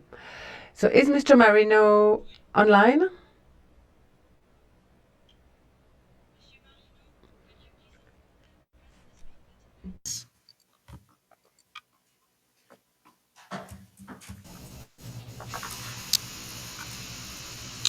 Bonjour, Monsieur Marino. Hello. Good morning, Mr. Marino. Good afternoon. We can see you. You are with us. So you have 10 minutes to explain your model about electrosensitivity. Electro-hypersensitivity. I'm Andrew Marino.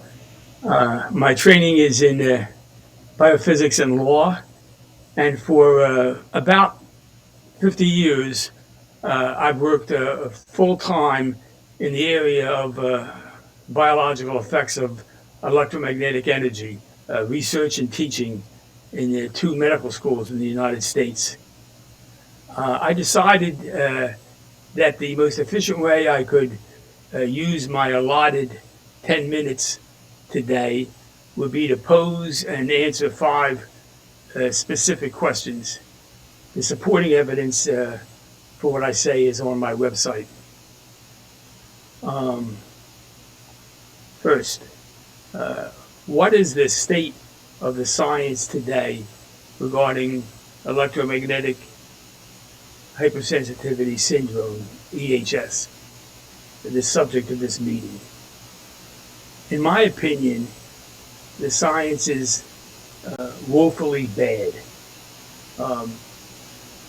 It's almost all anecdotal, and the part that is experimental was certain to fail because its experimental design limitations. Much work is needed to permit EHS to be understood so that proper guidance can be provided by physicians who treat the disease. Second, why were most studies certain to fail? Historical factors are important. In the 1930s, biochemistry developed as a subspecialty in science, and in the process, biochemistry excluded electromagnetic energy as being necessary to help explain living systems. The founding fathers of biochemistry held that chemical energy alone was sufficient. In the 1940s, biochemical dogma backed up a little and legalized, from a scientific point of view, electromagnetic energy for purposes of explaining heat and shock. Otherwise, electromagnetic energy was excluded from the canon of biochemistry as being unnecessary to explain the behavior of living systems. As a consequence, electromagnetic energy research in biomedicine went unfunded generally, and nothing about electromagnetic energy was taught in medical schools. Key names in this historical development are Handler in biochemistry and Schwann in electromagnetic energy. Third, what were the subsequent developments?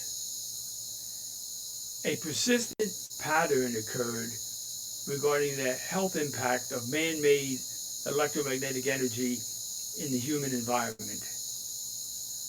One of the first instances was the Moscow signal. American diplomats in Moscow were irradiated by a microwave beam that resulted in numerous medical complaints by embassy personnel, including the death of 3 or 4 successive American ambassadors to Russia. That incident led to a major study in the United States, mostly in secret, regarding the validity of those claims. And after several years, the people involved concluded that there were no effects and that the conditions complained of by the employees were unrelated to electromagnetic energy. Following soon thereafter were other sources of man-made electromagnetic energy in the environment. Microwave ovens, for example, in the late 60s, created a lot of confusion and concern and complaints of a medical nature, particularly cataracts, but not limited to cataracts. But again, after a spate of studies and concerns and Blue Ribbon Committee meetings, it was considered that there were no real effects due to leakage from the microwave ovens. High voltage power lines were next in line in this pattern. A grid was built across the country to allow electromagnetic energy to flow through the country from one side to the other. The idea was that the energy was going to be passed through wires. That was the general understanding, that the energy was inside the wires. In reality, the energy is outside the wires. It's physically impossible for the energy to be inside the wire. But outside the wire, it extended laterally from the wire 200, 300, 400 meters, depending on the voltage of the power line. And human beings lived chronically and worked in that energy field. That situation raised much concern, led to much interest, many allegations of health risks and health problems, cancer, particularly childhood cancer. And in the end, another Blue Ribbon Committee advised the government that there were no real problems and there was nothing to be concerned about. Radio and TV towers expanded their ratio and amount of energy being radiated. So people who lived and worked in the vicinity of these towers were chronically exposed to very high energy densities, unlike anything throughout the period of human evolution. The story was the same. The government, based on advice from selected experts decided that there was no problem, no health risks, nothing to be concerned about. Then came cell phones, which are just an absolute fixture of the world today, and always will be. They send electromagnetic signals to a tower to convey voice and video, but they also send energy into the brain. And governments worldwide were required to set some sort of standard, and the basis they used for setting a standard was the result of the early work done in the 1940s regarding heating. As long as the signal into the brain did not heat the brain, it was defined as safe. There were no substantive studies that considered other mechanisms other than the thermal mechanism. EHS then developed, and it raised many concerns, just like the previous indicators of consequences of electromagnetic energy in the environment. And we have this present concern today. The latest, even beyond, even after EHS, was the Havana signal, which is now it's the American diplomats are not in Russia. They're sitting in their embassy building in Havana, Cuba, being irradiated with a microwave and other form of energy beam. And again, there are allegations, particularly of the people being exposed, that it's making them sick. So you can see it's an old and continuing story. And in each of these cases, scientists, unbiased scientists, reported that the energy had effects based on experimental laboratory studies, but the official government reports concluded there were no real effects. 4. Considering now only EHS, how is it possible to conclude that there were no real effects? That the complaints of the people who have the syndrome are psychological or psychosomatic or psychiatric, but not real.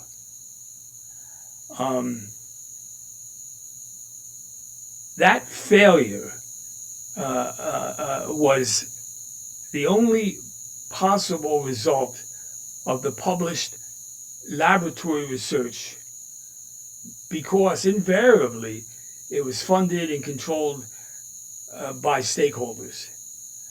Their research designs used a linear reductive model exclusively.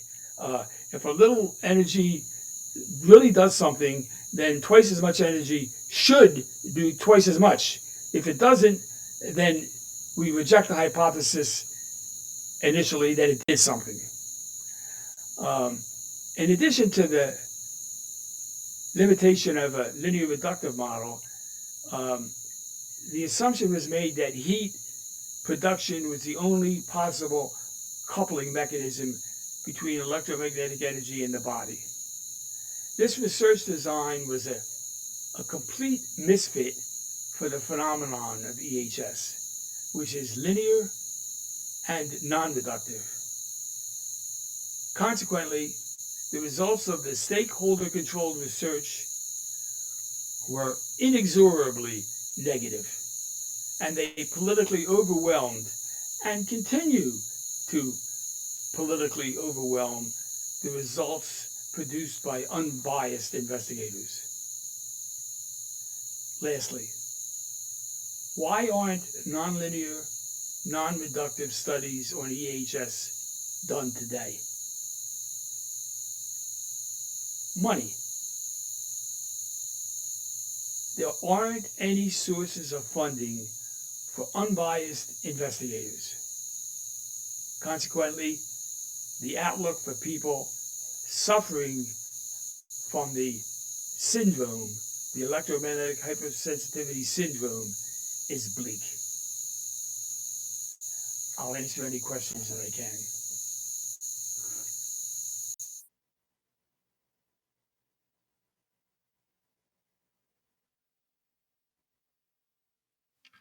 je vous propose qu'on prenne les trois et... I suggest that we should listen to the three interventions and then ask the questions.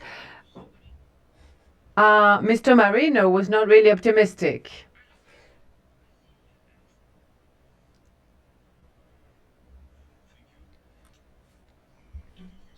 I'll speak French.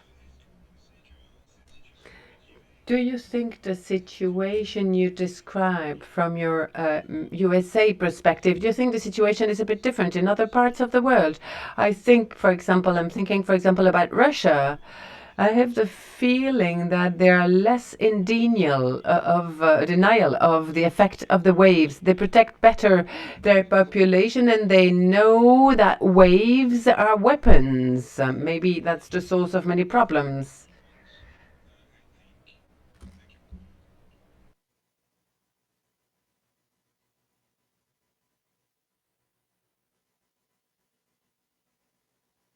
Allez-y, Monsieur Marina. Mr. Marina, please, if you can answer. I don't speak French, so I didn't understand. Was that a question?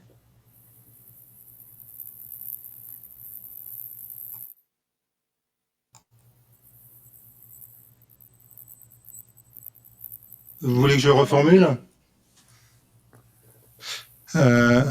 You don't hear the comment on dit the translation. I try it in English. There is other country than USA.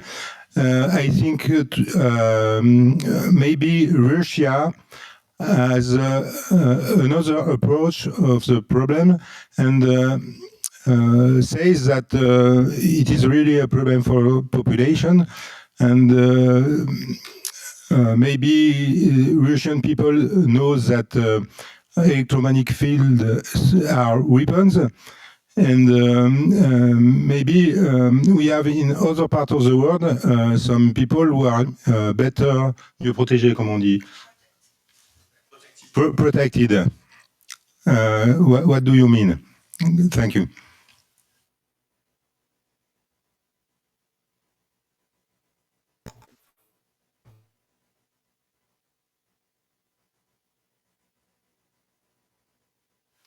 Allez-y, Monsieur Marino.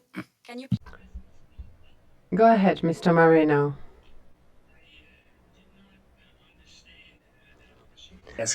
I heard a statement about the validity or the state of Russian science, but no question.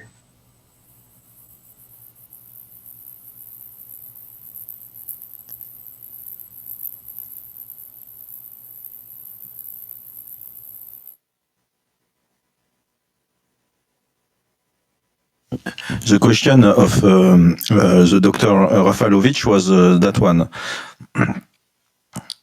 The secrecy and the failure about the research on the electromagnetic fields on living beings, isn't it related maybe because of the fact that there is military challenges and military research weapons with electromagnetic fields? That's why maybe there is some secrecy and opacity. Undoubtedly.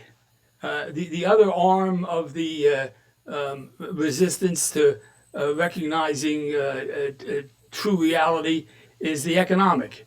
Military and economic combine to keep the field from developing.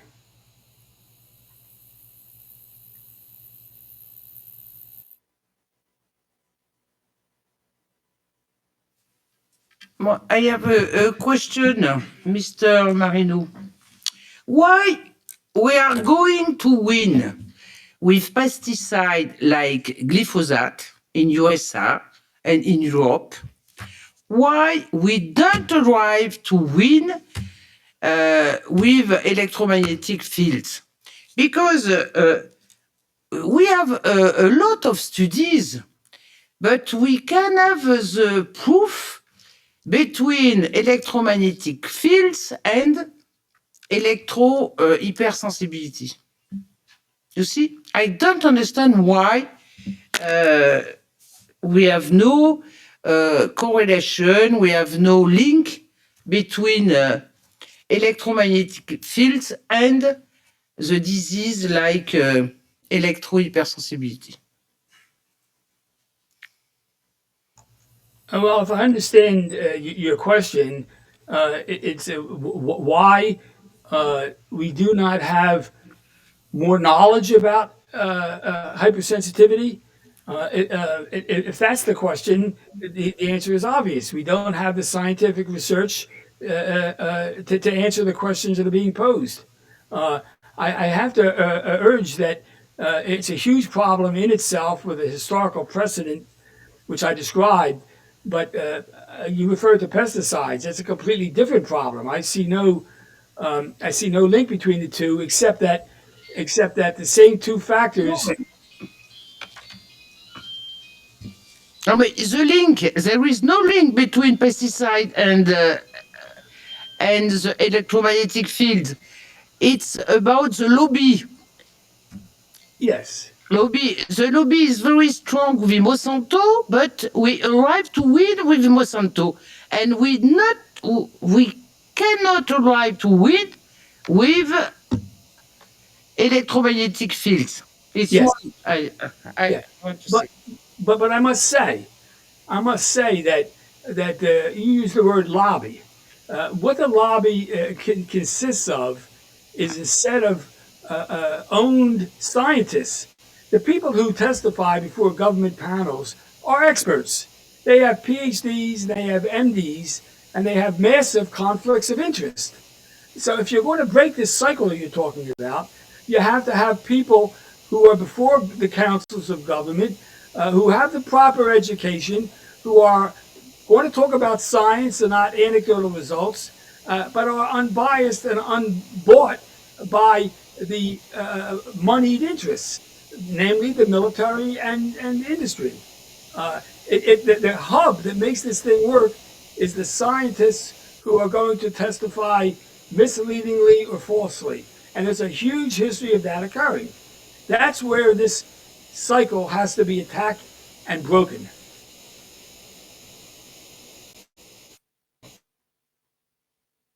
Just a short remark to that. It's not only the industry, it's the normal people. They are afraid. We want to take the handies, the mobiles from them. So I get a lot of opposition from normal people who try to attack me just because they're afraid.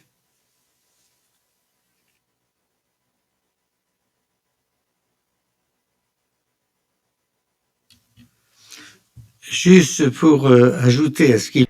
To what has been said, I would like to add that the WHO is largely financed by phone operators, telecommunications operators, so it's a vicious circle. And there is another aspect to be taken into account. It is the fact that scientists, on the one hand, and associations of sufferers, on the other hand, are structures where individual egos prevail, and they are not joining forces enough.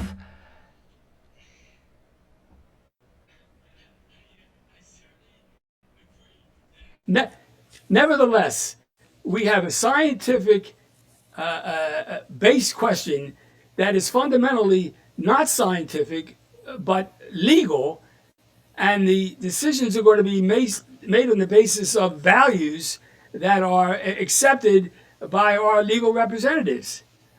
You can't gainsay that fact. If you stick strictly to the scientific area, we just go around in circles and we're faced with an infinite redress. I wasn't talking there. I was talking at a more general level, trying to frame the problem generally.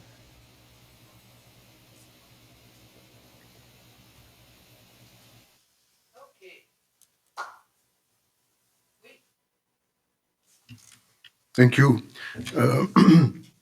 Maybe if we see the report of the NASA in 81 on the topic of the electromagnetic field interactions with the human body, observed effects and theories. Maybe we can consider that at that time in 1981, they knew something. Maybe today some people knew a lot more, but there could be a cover-up. Thank you. It's the same point from a slightly different perspective. The same point that was made by earlier questioners. There's no doubt that the information exists, but the information is meaningless unless it's presented in a manner that's understood by the people who make national policy. And the people who make national policy almost always hear from industry-related or military-based experts who are going to give advice based on their personal interests. That's what they were hired to do. That's the key area that has to be considered if there's going to be any change in this periodic pattern that I described earlier. I don't see that happening right now. I'm hopeful it's going to happen tomorrow or next week or next year.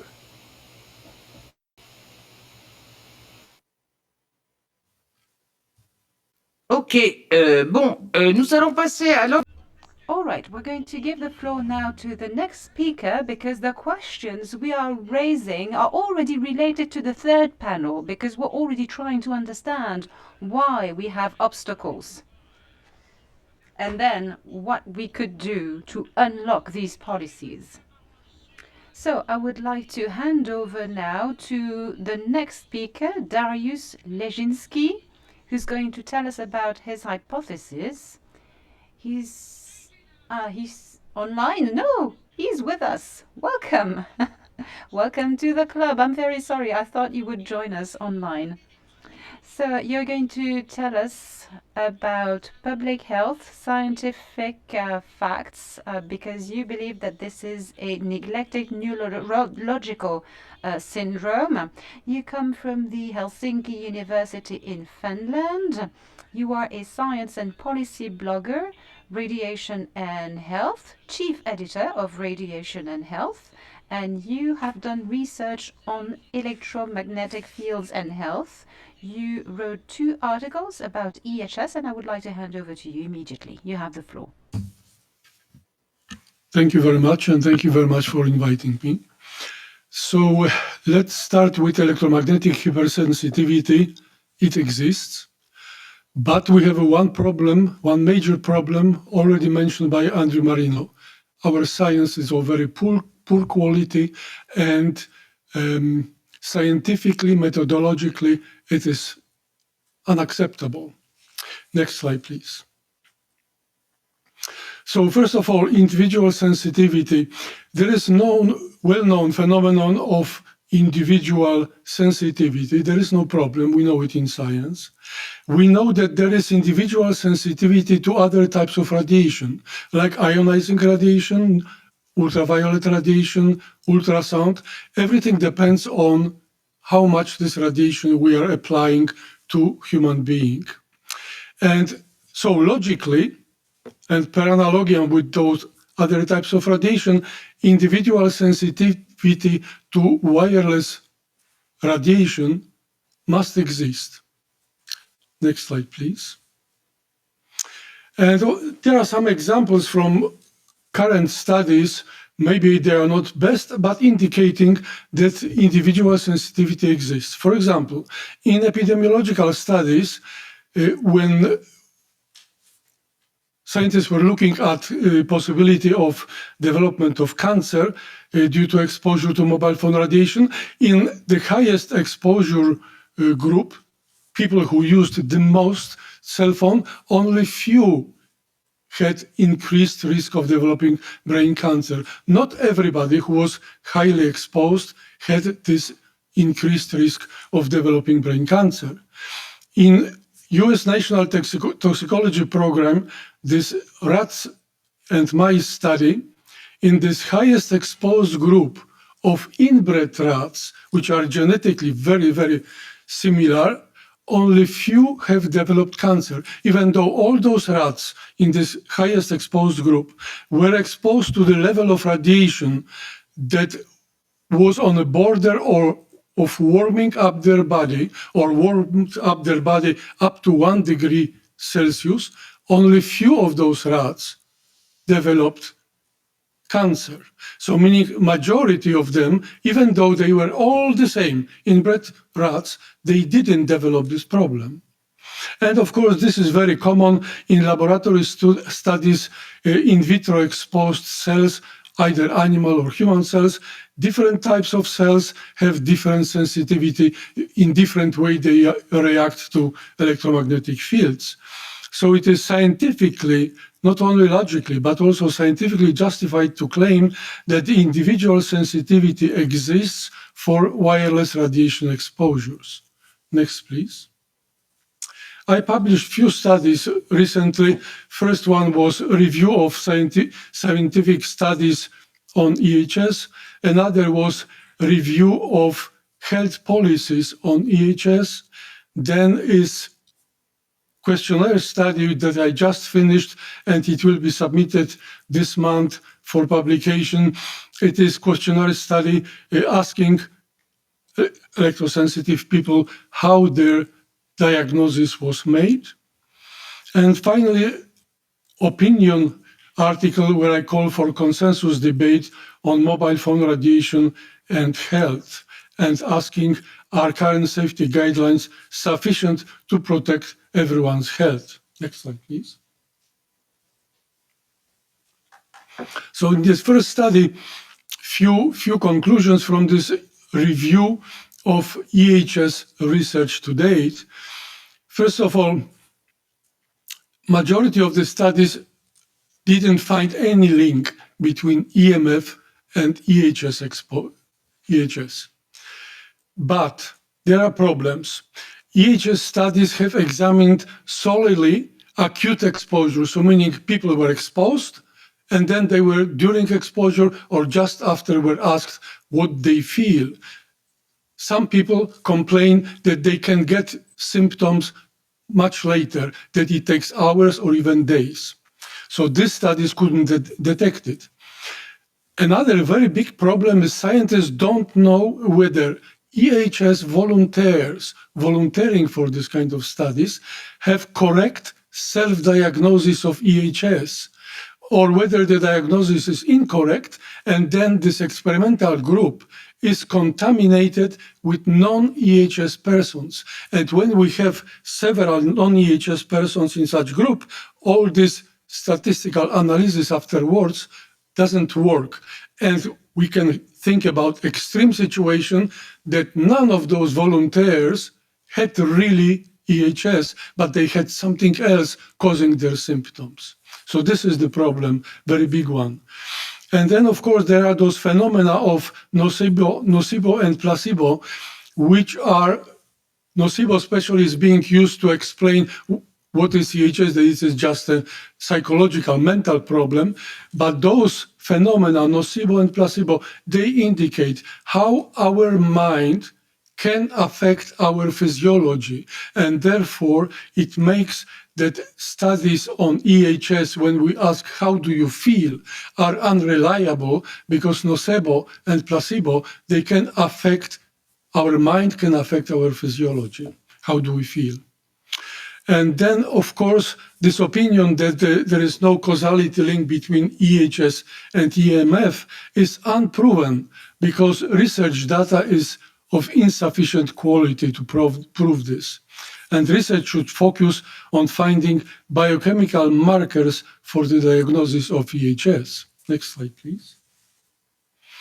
In second study, I looked at health policies around the world concerning EHS, and I analyzed in many organizations, many countries, lots of documents, and there is currently no effort to develop health policies for dealing with EHS, no matter what causes EHS. And national governments follow the opinions of WHO, ICNIRP, and ICS, and are not developing any practical health policy advisories for self-declared EHS sufferers, because there is, according to WHO, ICNIRP, and ICS, there is no causality connection between EHS and EMF exposures.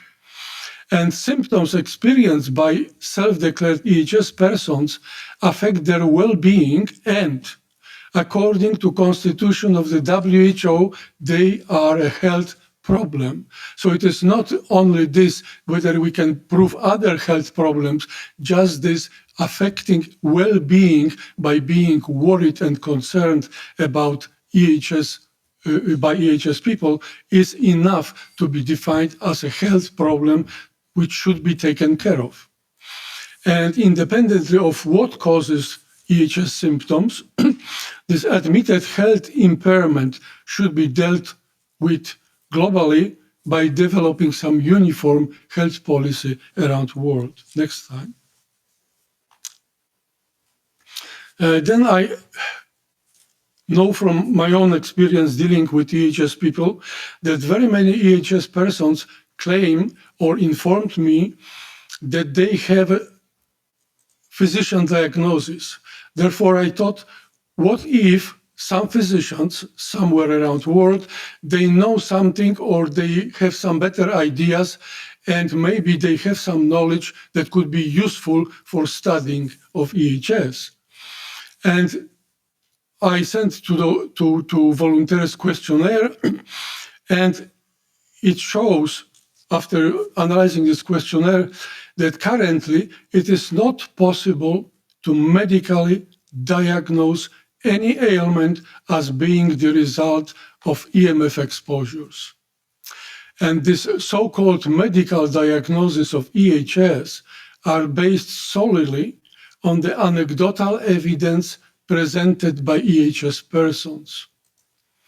And some scientifically unsubstantiated tests used to claim to diagnose or detect EHS, they were never demonstrated to causally link EMF exposure with physiological symptoms of EHS. We have different markers being studied, and also in this questionnaire came up various markers that were analyzed. But none of those markers was shown that it is being induced by EMF exposure in human being.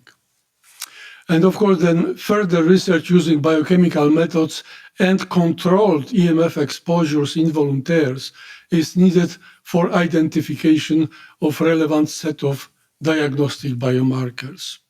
Next slide, please.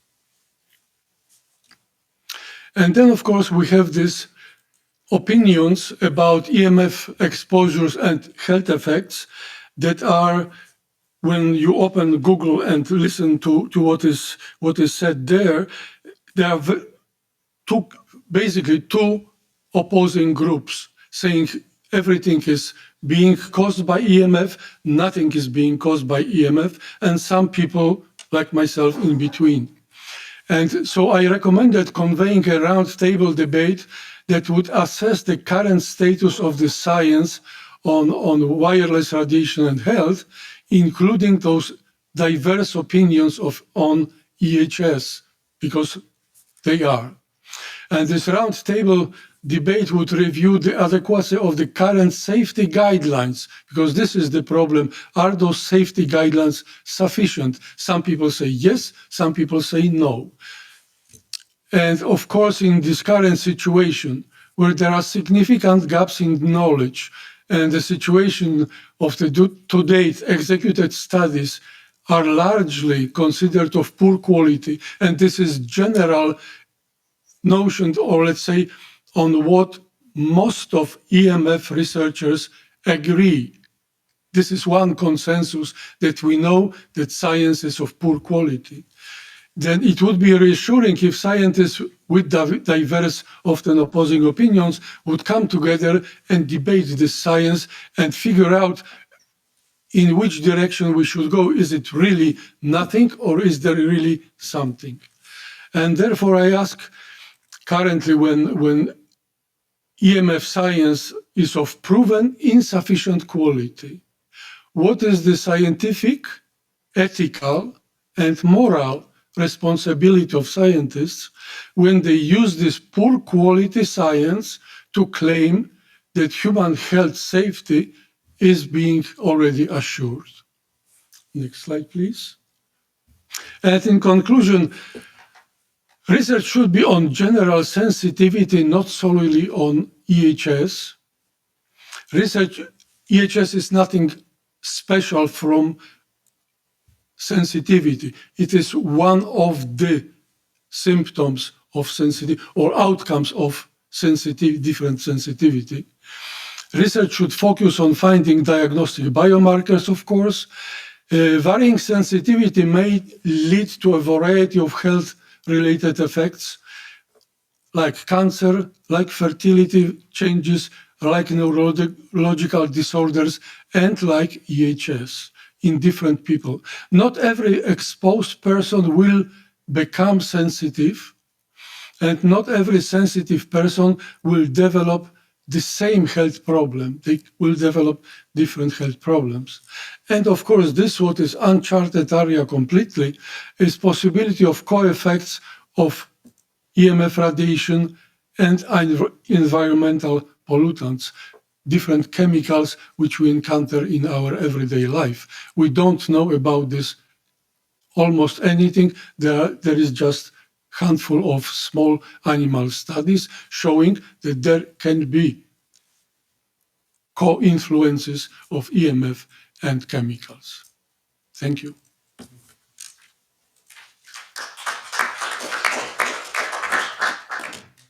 Merci. Alors. Thank you very much. Are there any questions? No questions? Yes? Yeah. Okay. I have one small question. You say we need biochemicals indicators that are needed to exercise EHS. But I also have the feeling that there are responses to the heart, which is not necessarily a chemical reaction. Would that also be a marker in your view? What kind of responses? The heart rate response, for instance. Yes, there are some studies indicating that maybe there is or there might be impact on heart rate, but as I said, there is not enough of this research and it should be of better quality. But yes, there's of course this kind of effects, if there is possible to consistently show that heart rate can be affected, it can be one of the bioeffects, of course.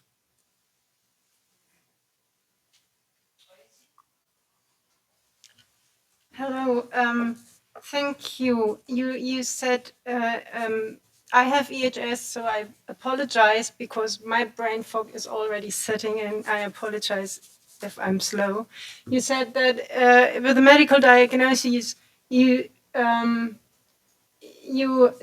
were all just from personal accounts, more or less, that there was no medical diagnosis really, because of no established cause-effect relationship.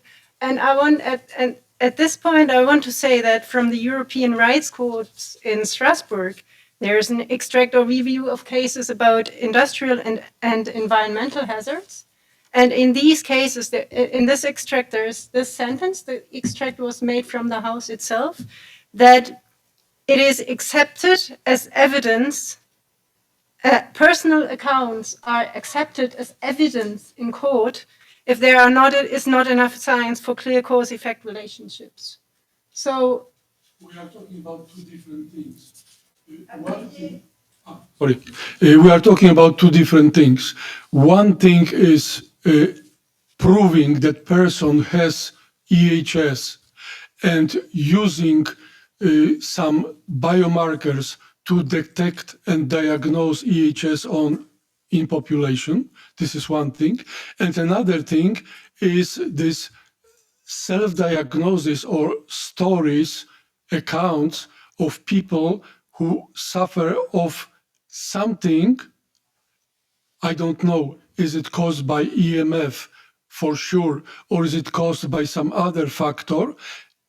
And this is another thing. So this is this anecdotal evidence which is showing how life of those persons is impacted. And as I already mentioned, according to WHO, it is health effect. So this is one thing.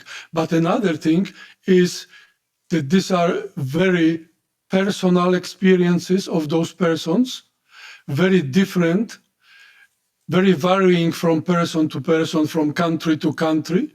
And therefore, what we need diagnostic tools like biomarkers, whether they are chemical or other biomarkers that we can reliably detect. Of course, it will not be one biomarker. We need larger set of biomarkers, and some combination of them will be possibly indicating higher or lower probability that person has this kind of, or is impacted by EMF exposures. But these are slightly two different things.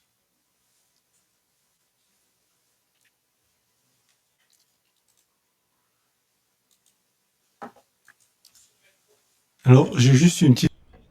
I would like to make a comment. There is no marker for depression, for migraine. However, millions of people have this diagnosis and they are being treated. So the search for a marker is a need, but it's extremely complex, whatever it is. And I would like to wish you the best for your research. Yes, I do agree. And if you would read my review of EHS studies, they're at the end. I'm just referring there to search for biomarkers of headaches and migraines, which is ongoing, and there is thing that indeed migraine or headaches are sort of anecdotal evidence. Somebody feels a pain, but there are ongoing studies to find ways how to measure this pain and how this pain can be sort of diagnosed and objectively shown. Because always one may say, oh, I have a headache and I want to skip day at work. But now there's another question. Can we show this objectively that person has headache or not? Right now, we cannot. We have to rely solely on this. But we should look for those biomarkers, and these studies looking for biomarkers of pain are ongoing. And there are references showing what's happening. But this same should be done with EHS. So far, right now, EHS is just based on anecdotes. As some people who have written to me, when I asked how you were diagnosed, well, I called my doctor, I told him my story, he or she didn't see me at all, over phone gave me diagnosis that I have EHS. So this is solely based on this story. How reliable it is, that's a question to think. But in any case, doesn't matter how difficult it might be, we should look for it.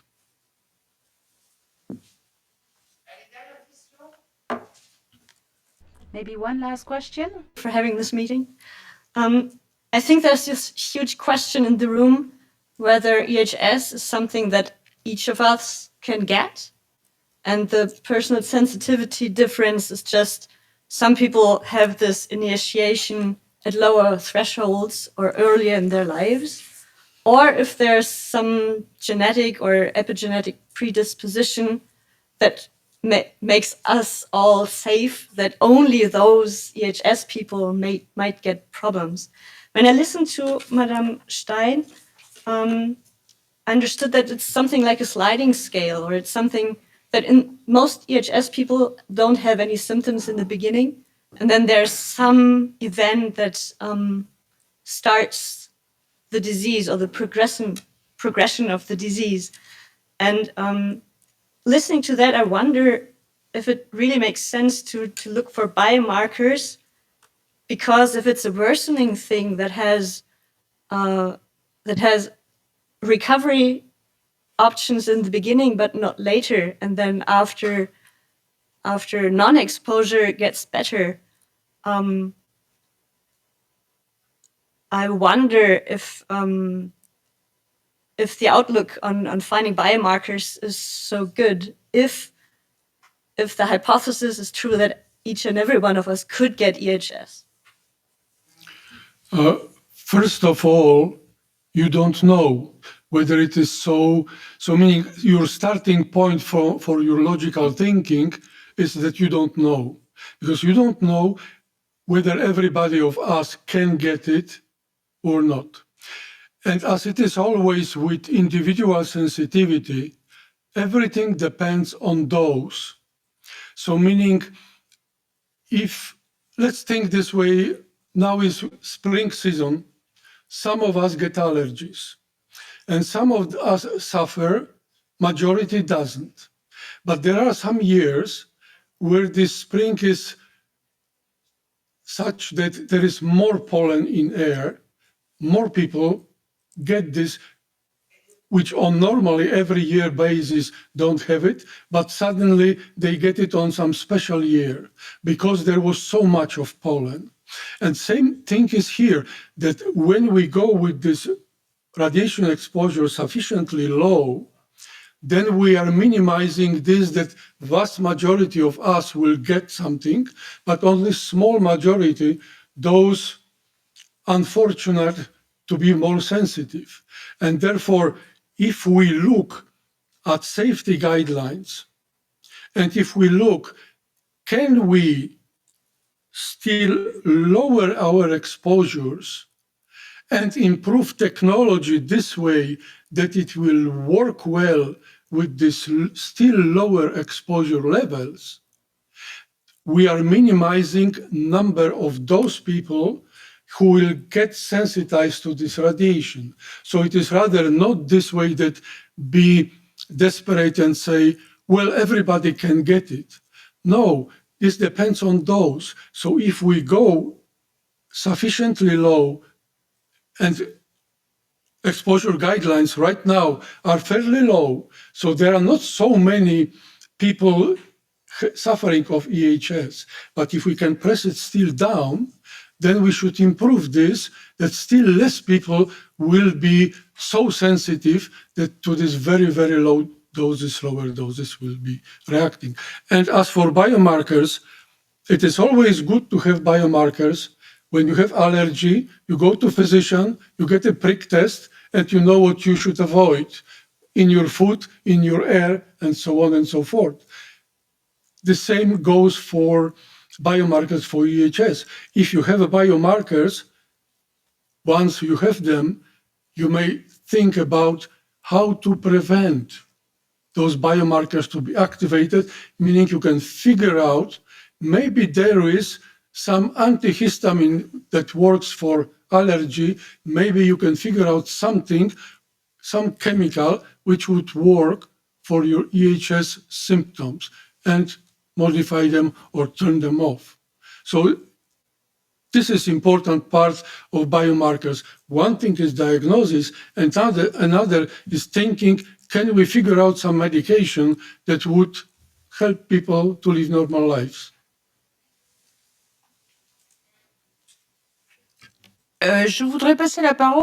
I would like to hand over to someone from Israel who's with us online. Et après, on passe à Monsieur Belpam. Thank you. Move on to Mr. Belpam. answer. It was quite a good answer.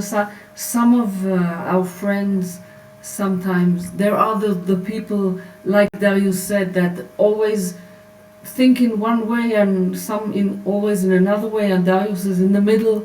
Sometimes he gets into trouble with some of the scientists because of that. But it was a very good answer. But I would like to say something about your question about the sliding scale.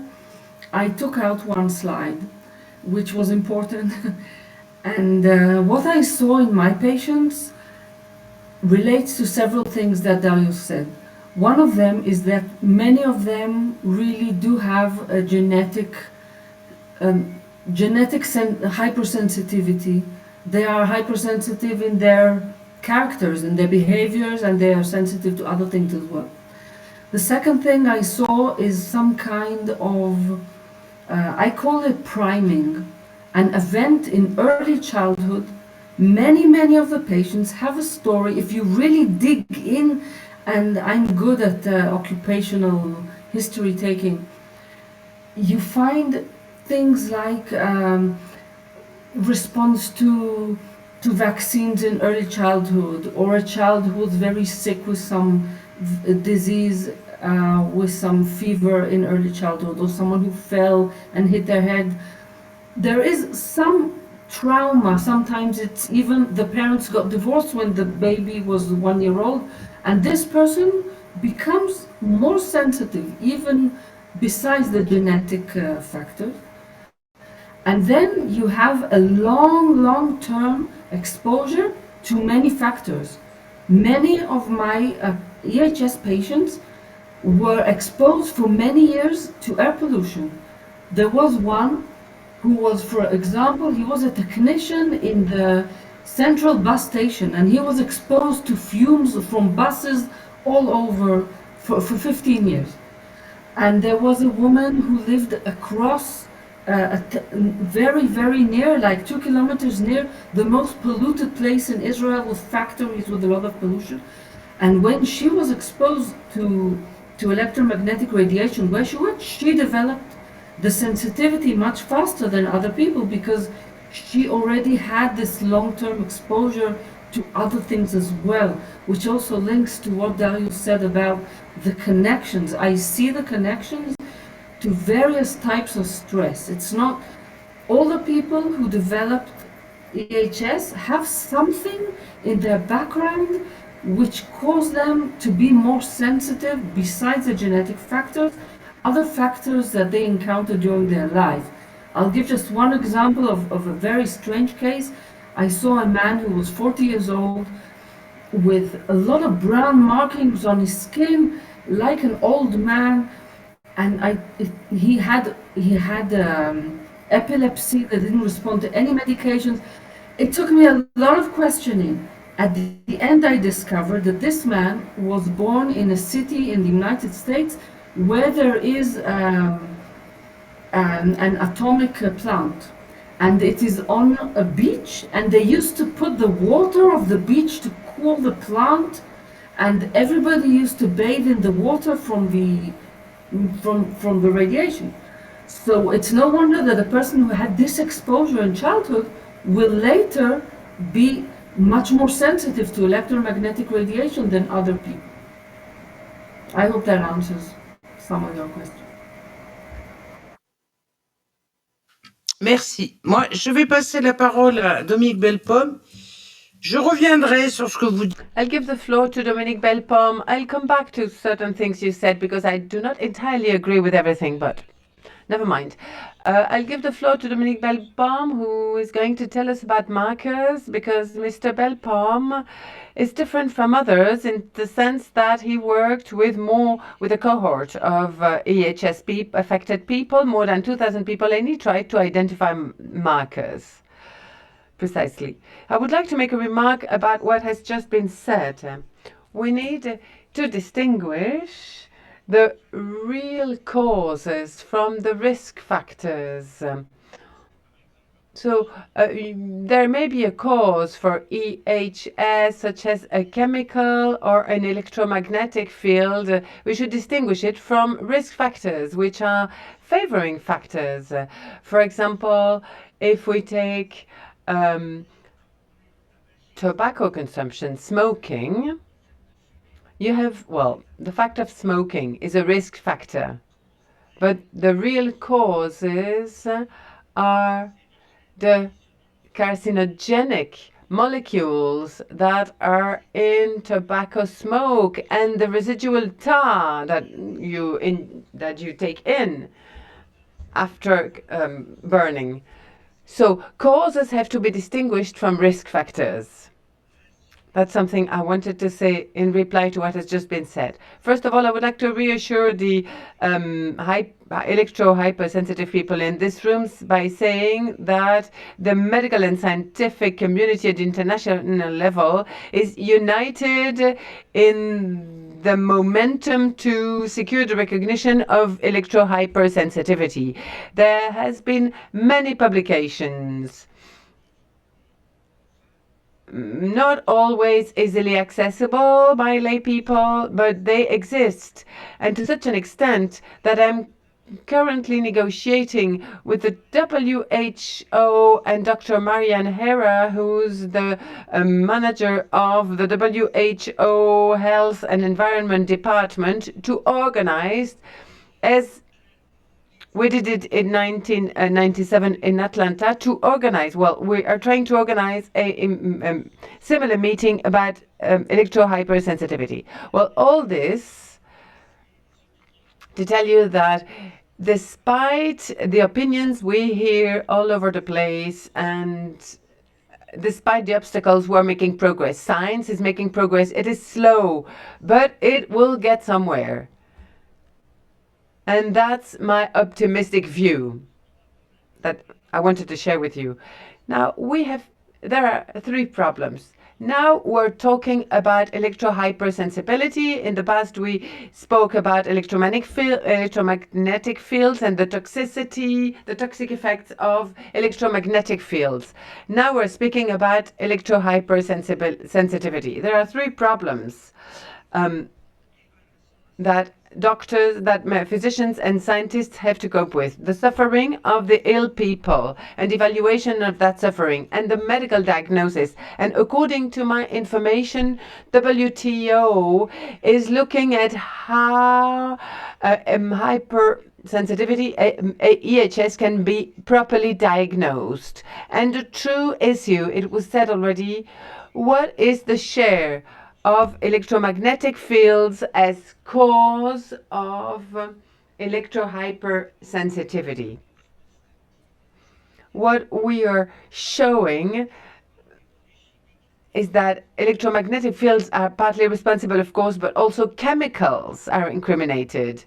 But chemicals have a lower share in that phenomenon than electromagnetic fields. So we use as a basis scientific evidence.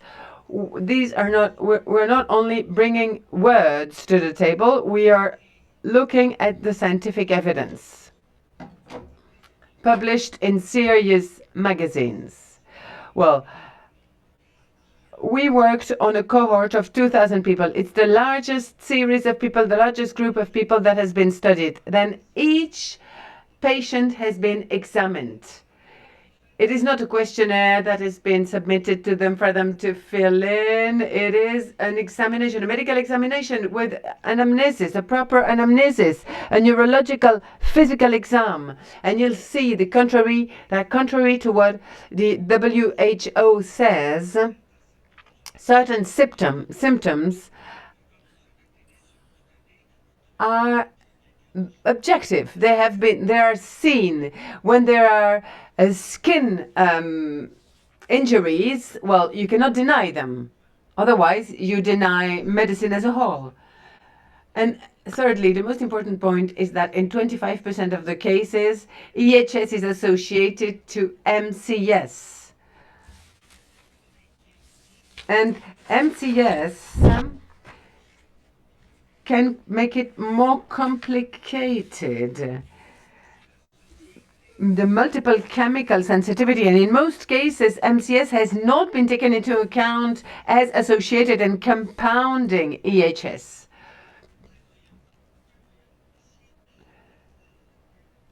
So, I'm going to try to tell you about these different elements as briefly as I can. Next slide, please. Next slide. Oh. So it's on now. The presentation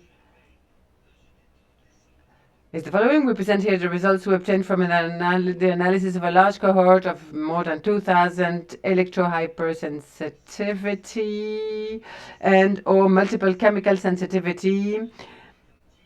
So we confirm our previous findings showing that both EHS and MCS are associated in 25% of the cases and shared identified symptoms and biological changes in the framework of a common neurological syndrome. I heard... Well, in the literature, there are 2 or 3 publications, not more than that, that it is a neurologic syndrome, which means that the patients have been examined by a physician. No medical diagnosis can be established without the intervention of a physician. Next slide.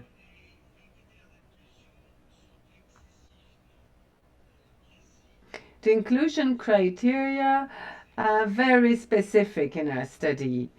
As far as MCS is concerned, we have used the Atlanta consensus criteria, while for EHS, we have used the WHO 2006 criteria.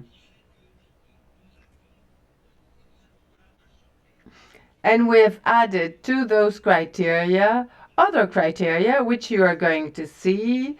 Chronic evolution, well, we have reproducibility of symptom occurrence under low intensity level of presumed electromagnetic field source, the regression or disappearance of symptoms when incidents are removed.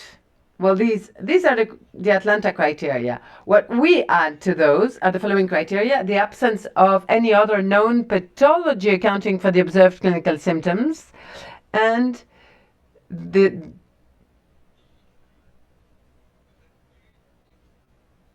absence of any pre-existing pathology such as atherosclerosis, diabetes, neurodegenerative or psychiatric disease. Well, in addition to those criteria, there is a host of additional criteria. It's very important.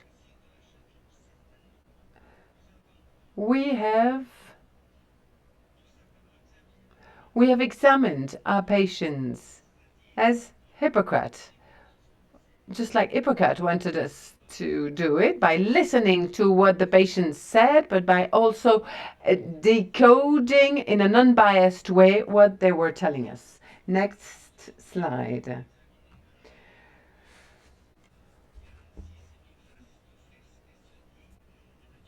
So we examine our patients with a systematic face-to-face questioning and a physical examination of all included patients. So we cannot be criticized for using a non-medical methodology.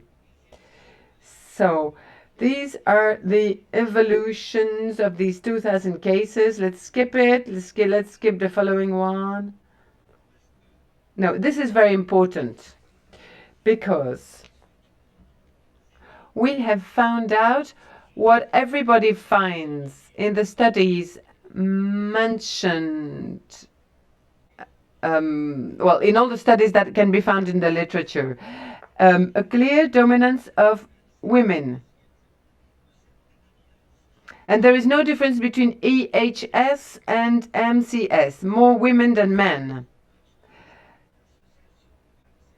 And the majority is at the end of their 40s.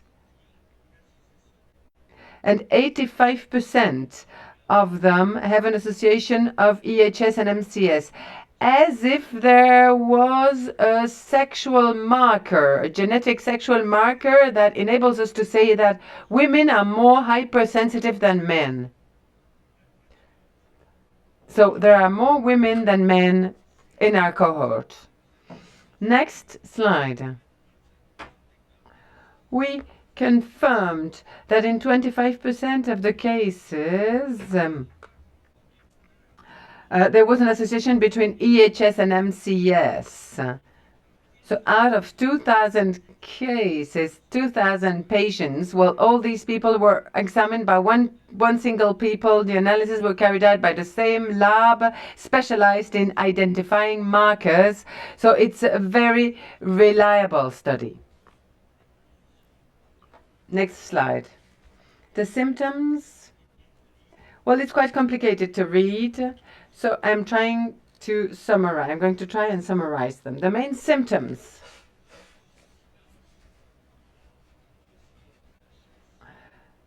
I'm not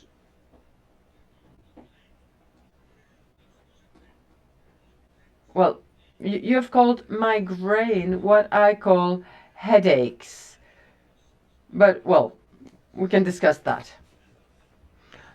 What is important in EHS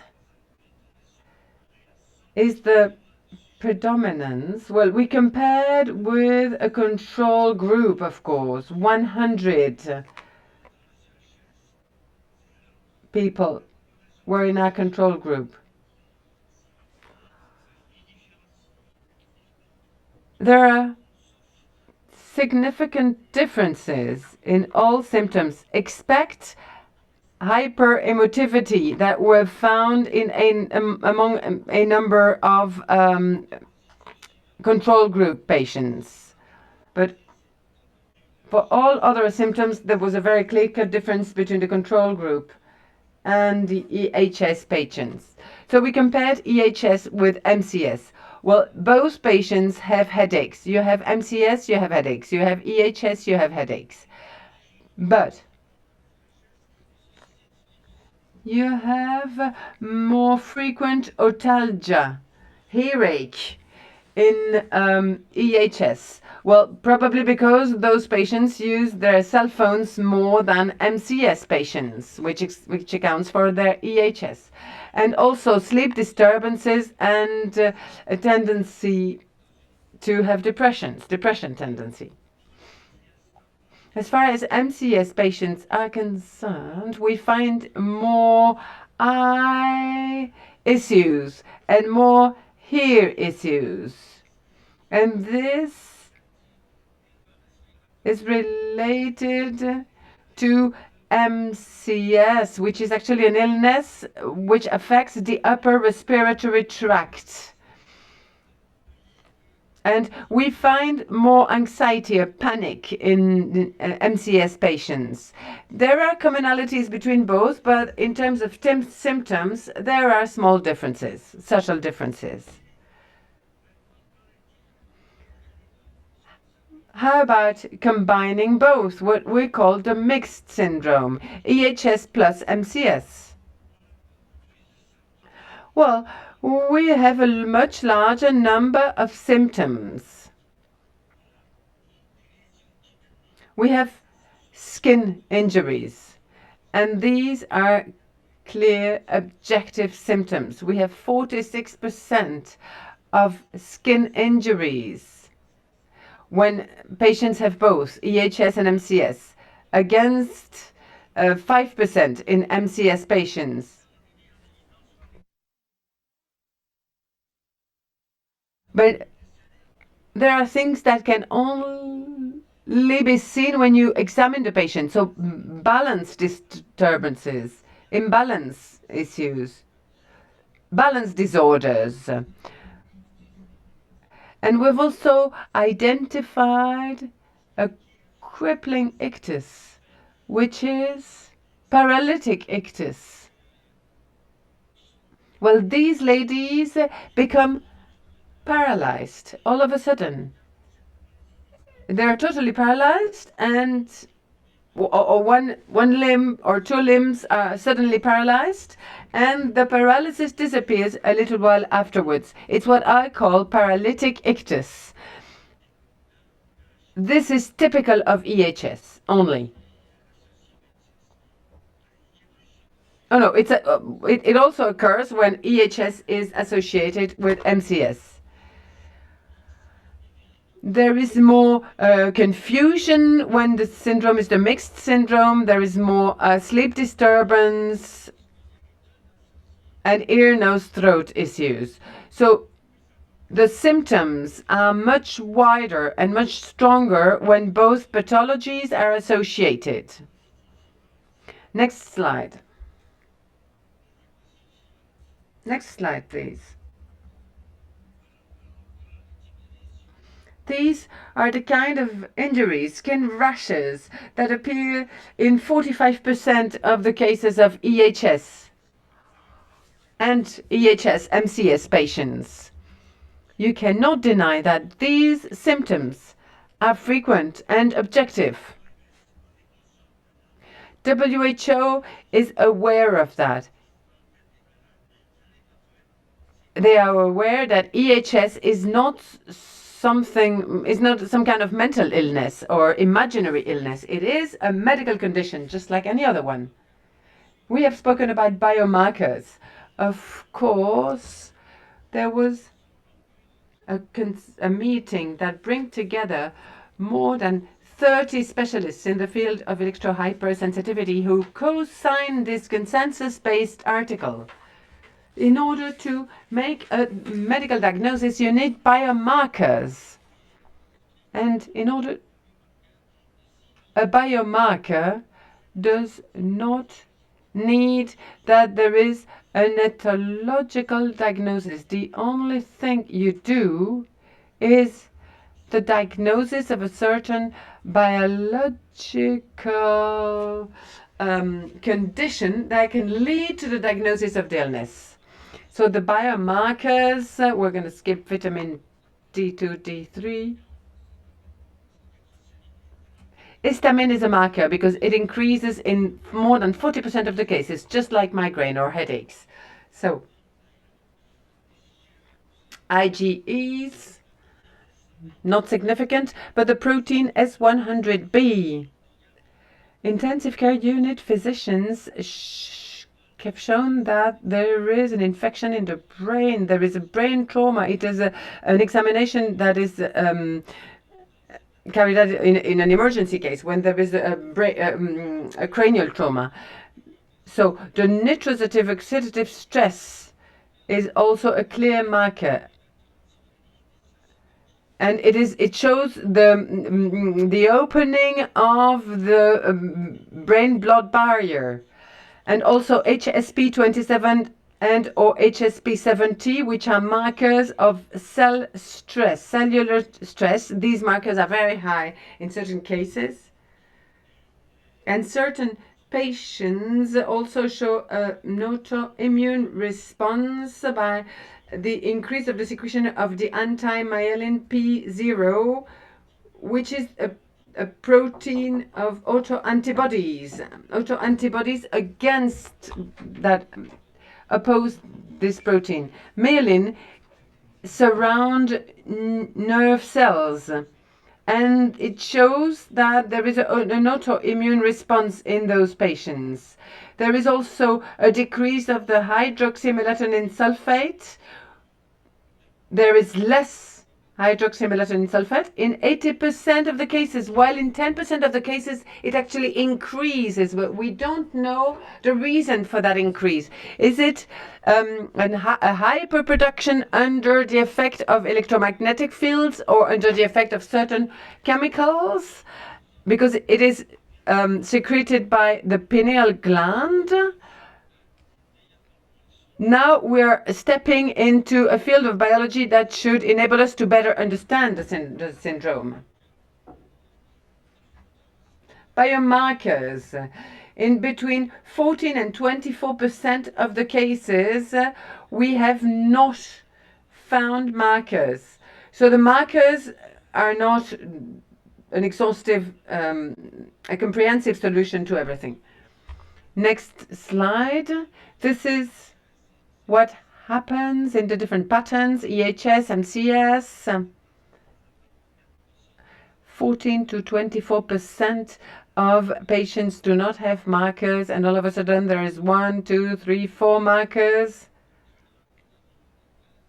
The higher the number of markers, the lower the ratio of patients with those markers. But it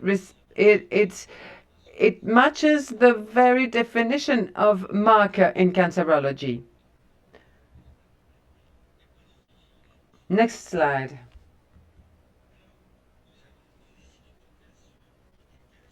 So we talk about tests, their specificity. No, markers are non-specific. The markers we've used are non-specific because they can be found in other pathologies. So there is no specificity. But it only means that we need other criteria to be able to describe or to identify specifically the illness. Sensitivity. In 14 to 24% of the cases, there were no markers. So this is no solution. Now the reproducibility. They were reproducible in the same laboratory, but we are waiting for other people to carry out this kind of tests in other laboratories, maybe using other markers. Next slide. This is very important. This was said by Mrs. Stein.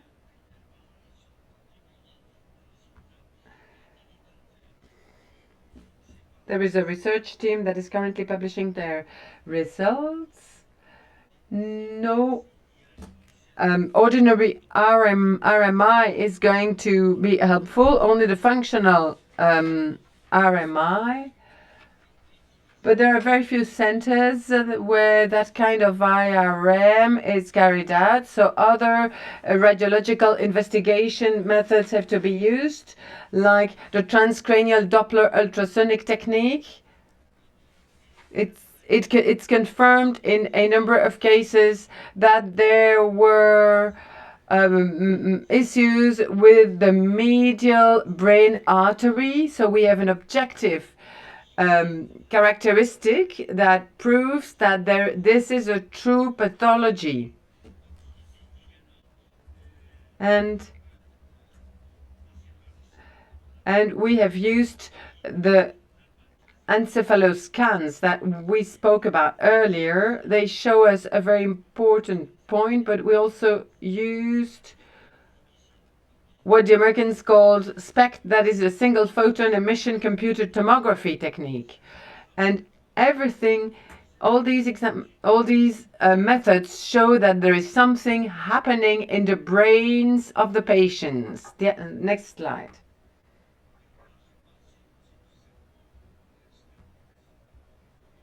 So these are the results of the transcranial Doppler ultrasonography. They show the abnormalities. This is very important. It is a criticized examination, and the College of Physicians in France is attacking me for that. But this examination is very important because it specifically locates the abnormalities in the brain of EHS patients.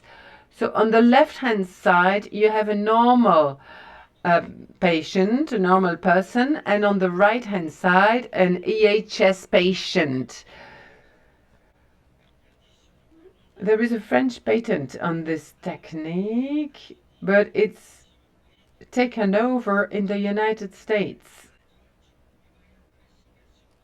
in order to increase the quick means of investigating those patients.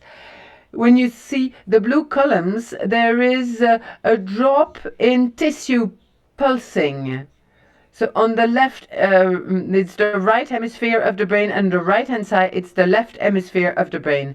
What we can see is that in the capsulothalamic region of the brain, between the capsule and the thalamus is the center of sensitivity.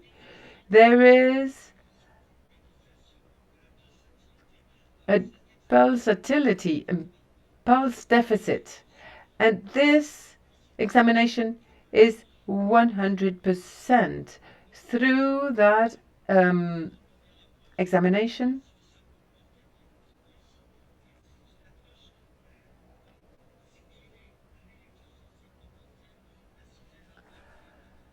so it is an approach that really helps differentiate an EHS patient from a normal subject. So I'm really trying now to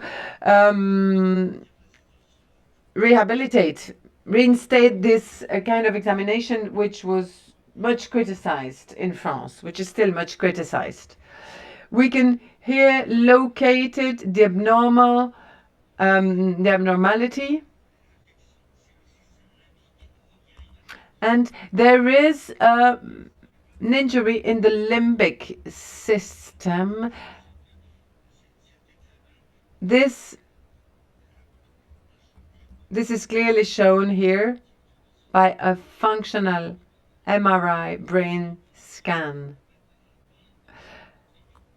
I was included in the hypothesis section of this meeting. It might have been a better idea to include me in the evidence section, but never mind. We have objective arguments that show without any doubt that there are areas that are lit up at rest.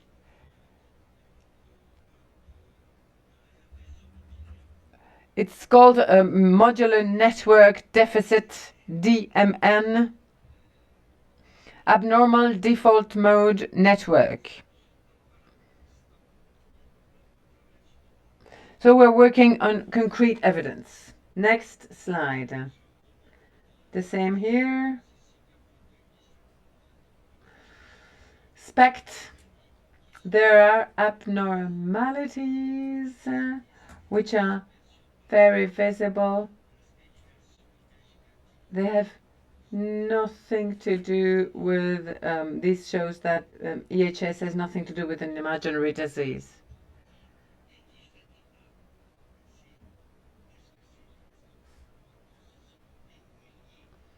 Now, is EHS related to electromagnetic fields? Well, we have fact-based arguments, we have evidence that is strong enough that the relationship between EHS and electromagnetic fields is very likely. We reject the idea of a psychiatric or psychosomatic theory. There are so many such theories around. We know that ANSES is recognized at the international level as a somatic condition. If in 25% of the cases EHS is associated to MCS, it can't be psychological. So we need to work in a very rigorous way, strict way, and we should not provide philosophy around EHS. Then I believe it is obvious that thanks to our markers, we have been able to highlight a change with the background inflammation, the opening of the blood-brain barrier, etc., etc. Everything has been demonstrated in animals, and this is clearly linked to an exposure to EMFs. So in human beings, we have lesions and biological changes that correspond to what we have observed in animals, and that was related to EMFs for animals. So this is an indirect link. Logiquement, les champs de l'EHS. And from a chronological point of view, EHS appeared following the adoption of artificial sources of EMFs, Wi-Fi, etc., wireless technologies, which means that from a chronological point of view, we have a pathology that did not exist a century ago, and it does exist now, following the introduction of these wireless communications and these man-made EMFs. And again, this is not limited to one region. It's all over the planet. We have Wi-Fi everywhere. And this change happened at the same time in all countries. And we can see that everywhere. So do you believe that this could be a special effect related to psychological or epigenic elements? No, of course. Now, of course, the nocebo effect is possible in some patients, but you need to establish a distinction between the causes and the psychological effects. Then we also have challenge studies that were developed with healthy volunteers. And I asked my colleague Philippe Yerac to find negative studies. Apart from the Belgian study, there were no negative studies. They are all in favor of this fact that there is a link with EMFs. And of course, this is something that we published. And this needs to be taken into account. It's not one study, it's dozens of studies. So when we're saying that we do not have enough studies and that we haven't been able to make progress, it's not really true. We have made progress, but what we lack today is a synthesis of all publications. And we need to be brave enough to look at what has been published. Now, of course, we need to look for these publications. And then finally, I would like to say that there are epidemiological studies that show that because of EMFs, you can have the same symptoms as for sensitivity tests with sleep disorders, for example. And then you have suicide. And all of these elements have been demonstrated in epidemiological studies. You can find that information in that kind of publications. And then I'd like to try and conclude. If you look at the medical history of patients, you will see the same types of exposure to electromagnetic fields. Adults, young people, you will see that there is this exposure in their medical history. So I really wanted to insist on the vision we have, and we should not only focus on questionnaires. Then I'll skip the other points.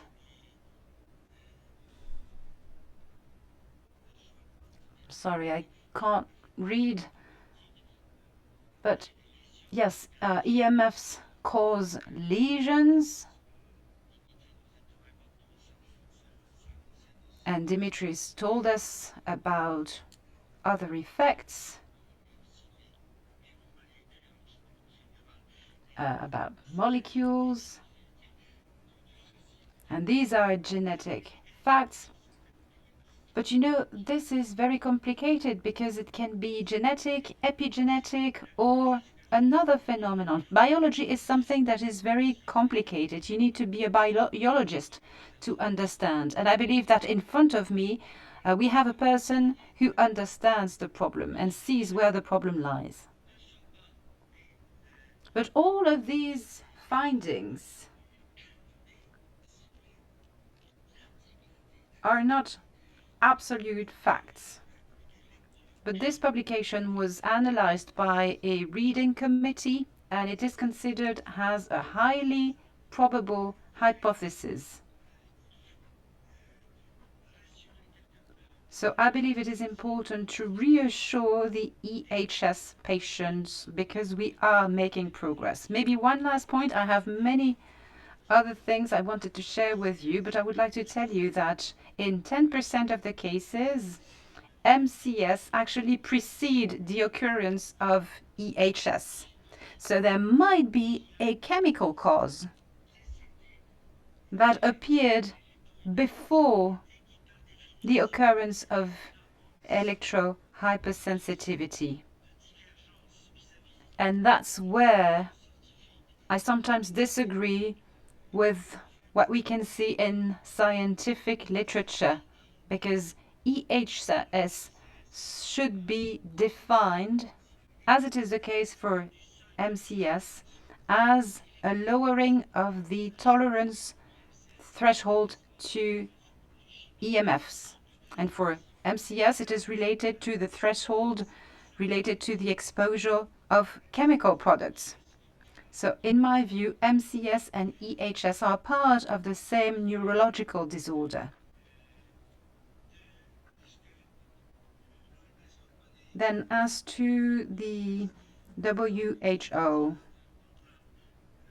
and what they recognize about EHS as being related to EMFs, everything is mentioned. They're talking about the threshold, the limit of exposure, and I believe it is important to make a distinction between the IEI-EMF from EHS. That's very important. Next slide, and of course I'm at your disposal during our discussion if you have other questions. Yes, this slide. Why should we abandon the psychogenic and psychosomatic theories for EHS causality? I just addressed an article. It was published. It is online now.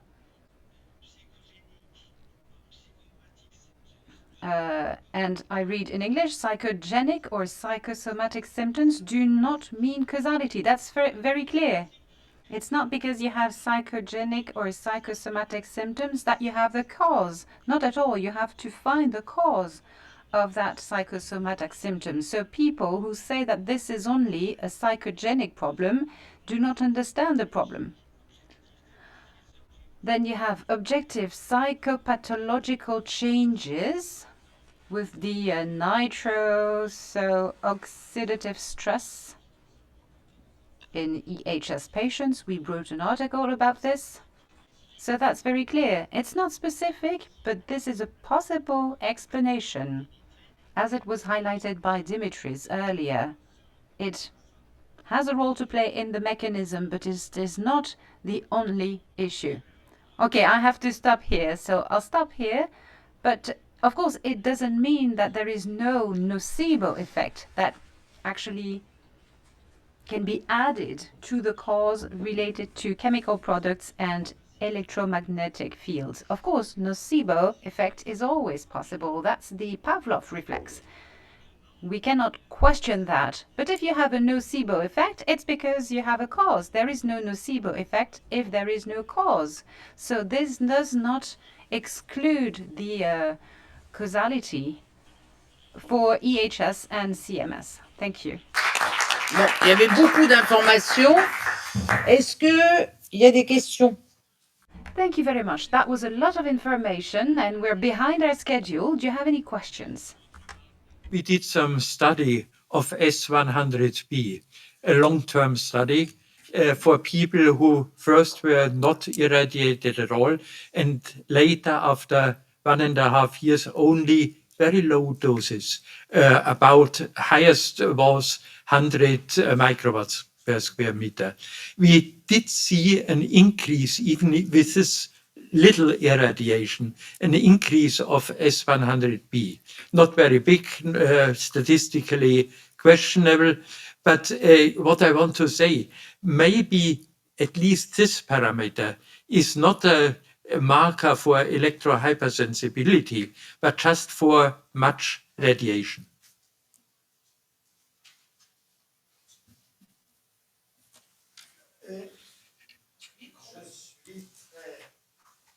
Perplexe. D'abord, pour l'exposition. Well, for the exposure, you need to talk about the dose, but also about the duration of exposure. That's very important. That was clearly demonstrated by a German researcher. Second comment. That's the main confusion there is in many people. The markers we use enable us to contribute to the diagnosis, but there is no immediate link with the notion of etiology, i.e. the exposure to EMFs. It is possible to see an increase, but that's not proof. That's not demonstrating that EMFs are actually the cause. But I do not know whether this answers your question. Now, there are many other causes other than EMFs. Can be the cause for the increase in the S100B protein. Darius? Yes, I have some problem with those biomarkers because, as Dominique Belpom just mentioned, that there is not really, in his opinion, a direct correlation between those biomarkers and exposures to EMF. And this is the problem. All those biomarkers which are being used were not tested and examined in humans to be shown that they are increasing or declining after exposure to EMF. The only thing that is being done is that person is coming to laboratory saying that I am EHS, and then this panel of tests is performed, and it is linked, okay, you are EHS, you say that you are EHS, you have those biomarkers increased or declining in different way, so these are biomarkers for EHS, whereas they are not, because they are biomarkers for possibly a variety of different stress response within a body that can be caused by different factors. And at this moment, there is no proof that there is any connection between those examined biomarkers and EMF exposures because it was not tested. Dominique Belpom doesn't do any EMF exposures. For him to classify somebody as EHS person is that this person tells, I am self-diagnosed EHS person. So this is this missing link. Are those biomarkers in persons who are claiming to be EHS related somehow to EMF exposures, or simply there are people with failing health coming to laboratory, they have health problems, they have variety of biomarkers affected, we can test them and say, yes, those people who have increase or decline in those different so-called biomarkers are persons who have health problem. But is it caused by EMF exposures or not? We don't know. And therefore saying that those biomarkers are biomarkers of EHS is incorrect, or at least premature now. Oui, je crois qu'il y a une grande confusion sur. Yes, I think there's confusion about the notion of biomarkers, and maybe, dear Darius, you did not really understand what is really a biomarker in medicine, Because as I said, the biomarkers that are used are not etiological biomarkers, which means that we do not establish a link between the biomarkers and the exposure to electromagnetic fields. However, what cannot be denied is that when we study EHS, we do not prejudge on etiology. We consider that EHS is a medical entity. And at that point in time, biomarkers have a role to play to pose the medical diagnosis of the condition. And the confusion comes from the fact that you establish a link between EHS and the exposure to EMF. But as I said, this was not demonstrated. There are indirect elements that say that there is a link between the two. But for the moment, we have to consider EHS as a medical condition. And that's it. Whatever the cause, it could be chemical products or EMF. That's the medical reasoning we should adopt. And when we use these biomarkers to pose a diagnosis, it's not to pose an etiological diagnosis. There is a clear distinction between the etiological diagnosis and the medical diagnosis, because for etiological diagnosis we use other means. Yes, if I may, I'm going to take over the power because we're supposed to finish our meeting at 6:30, and there is a last panel looking at the health policies that we should adopt and develop. I believe it is important for us to discuss this issue, and we need to bear in mind the purpose and the objective of this workshop. I believe it is important to have different positions, different views about this phenomenon. Now, I heard your presentations. You talked about some biomarkers that cannot be considered as a stamp or a proof that we have EHS. And then you have a wide range of symptoms for EHS. Yes, to be clear, these biomarkers are the biomarkers of one condition, whatever the etiology. These are not biomarkers showing the exposure to electromagnetic fields, and this is something that should be highlighted very clearly. Yes, another comment? 30 seconds. This is a methodology that is not the same for a researcher, a decision maker, or a physician. Dr. Belpomme told us about the medical approach. If someone comes to see me because he has a stomachache, am I going to refer that patient to a surgeon? Well, first I'm going to see where the pain comes from. I'm going to push on the stomach. I'm going to ask many questions. And with each question, the quality of my diagnosis will increase, because I do not want to send the patient to the surgeon for nothing, but then I do not want to miss an acute problem if that patient has appendicitis, for example. So this is only one step of the diagnosis, the biomarkers. Now we're going to talk about public health, and that's very important, of course. But I'm sorry, because public health is in the hands of people who are not working at the service of patients. We should have clinicians, because we want people to be healthy. And this is something that we can do. We can make sure that they're healthy. So the diagnosis approach is not the same as an approach that is there to understand the theory and to make progress in research. Yes, what I also wanted to say is that medicine is making progress and evolving. And I was telling you about future tests, the tests of the future. I believe that tomorrow, those tests will come to confirm the purely clinical approach that anybody can follow and adopt today. Just a comment.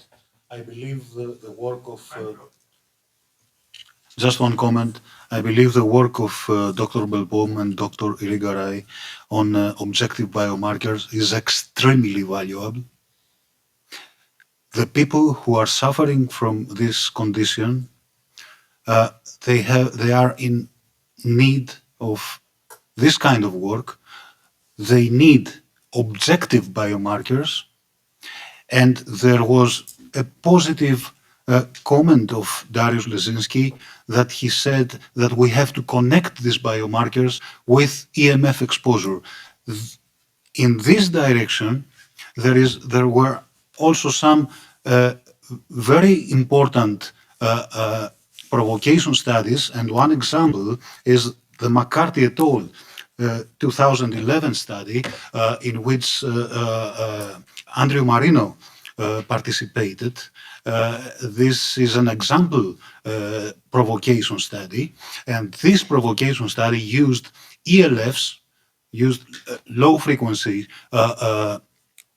exposure, electromagnetic exposure, and they showed that the patient who claimed that she was EHS was responding to the exposure and not to the non-exposure periods, and they even showed that pulsing the field had even stronger effect, which is in line with my theory that the pulsing fields are more bioactive than the same fields when they are non-pulsed.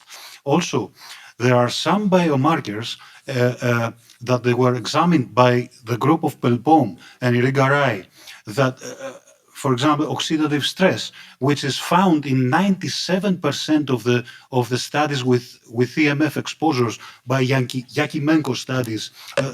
Yakimenko papers, they have showed that 97% of studies with that examined oxidative stress in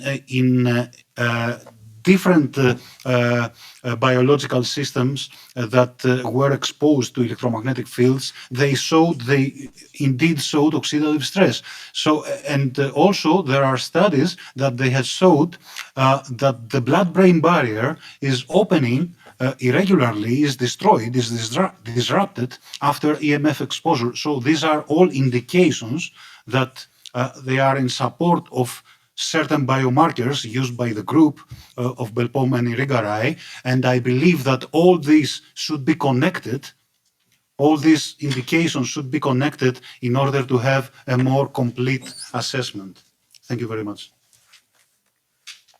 Je suis désolée. Yes, I'm very, very sorry. I'm terribly sorry. Of course, if we still have some time afterwards, we can discuss this. But I would like to hand over now to Mr. Dimitru Fornea and Mr. Buchner, because time flies. But I think it's really interesting to have this discussion about the models. But the state of science is the state of science. You have models, patterns, discussions, and this is how we actually make progress in science. You have the floor. Very much for invitation, and I am happy as member of the European Economic and Social Committee to have the opportunity to hear all these arguments.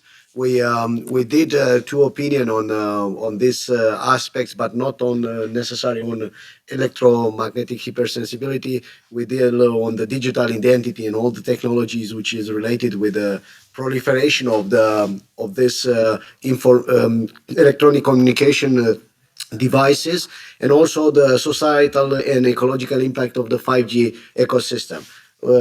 The time is very short. We will just want to tell you that we have one statement in our opinion, which was based on experience of our members, which they consider the EAH, electromagnetic hypersensibility, as an illness. And of course, was complicated today to find out the proofs in this statement. In many interviews that we had with members of civil society organizations, they said that they want a reconnaissance of this affection to be like a disease, like a illness, and this is not very clear now in our legal framework. So now what we have to decide, and that it's very interesting because we have various points of view We have from one side the factual basis proves that we need in order to have a political decision in this sense, and was said by Mr. Lesinski,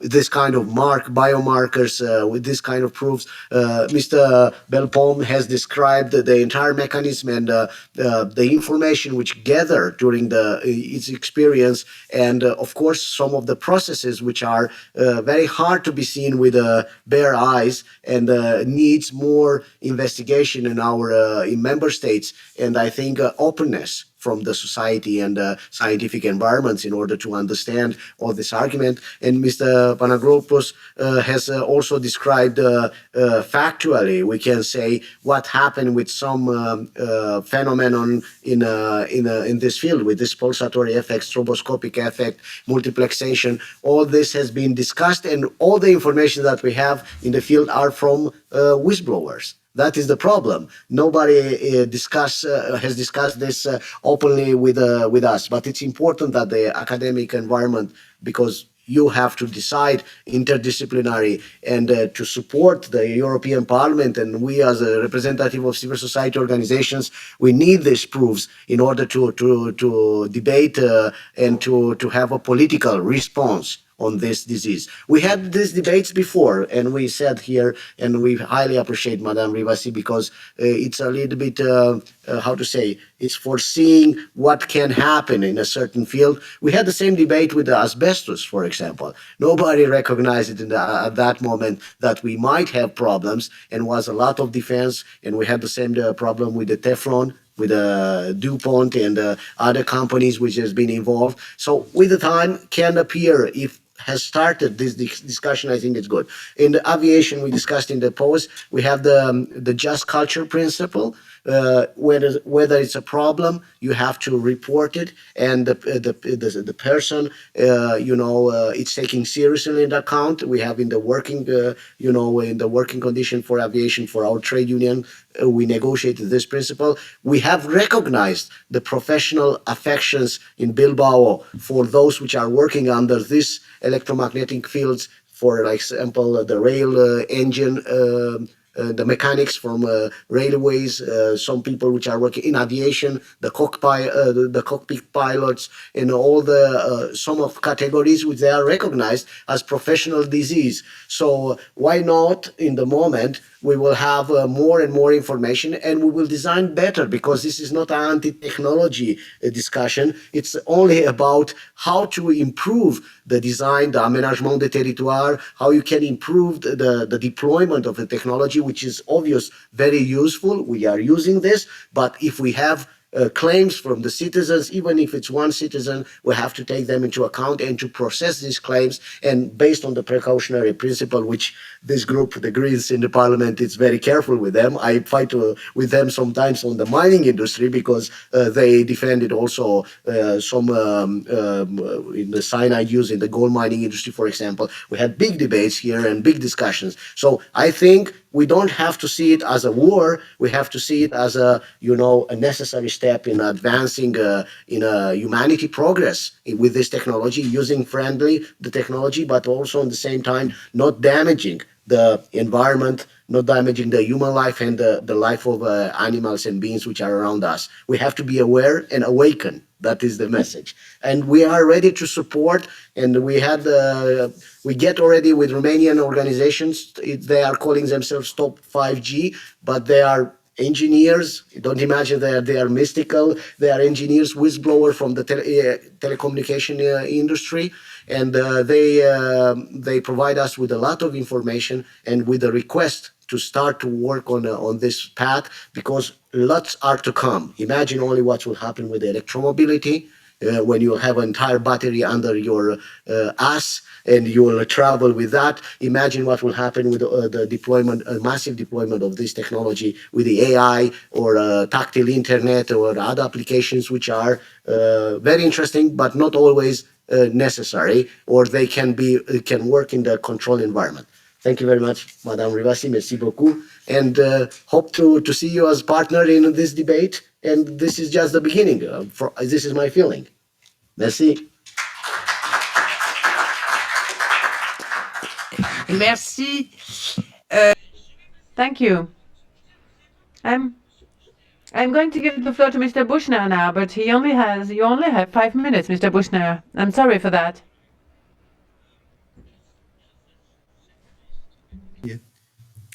Un ex-collègue du Parlement européen qui était sensibilisé sur le problème de la... Former colleague of the European Parliament who was made aware of the issue of electromagnetic pollution. I mean, he was a very important ally because there were very few of us MEPs who were worried about this issue, concerned about this issue. Has made it clear it is not sufficient to do something for the EHS people. We generally have to lower the limits in order to avoid EHS. I think that's a very important thing. So there are several attempts. We have discussed the big legal procedures in the US, and we have to know that in the US, the situation is different. Please have the next slide. Yes. In the US, we have the possibility that we can attack a legislation as such. In Europe, we first have to be aware of the fact that it's not an affair of the European legislation, it's national legislation. And here we can, in principle, force the member states to lower the limits, because we all know IGNIRP limits which we apply now are not sufficient. But one way we usually do not realize that in Europe the local authorities have many possibilities for regional planning, and they use it very seldom. We have to enforce this point very much. The next slide, please. How can we do it? The situation, in my opinion, has improved very much in the last years, because we have to apply precautionary principle, but we are already beyond that. We have some political statements, or politically valuable statements, which we can apply for legal actions.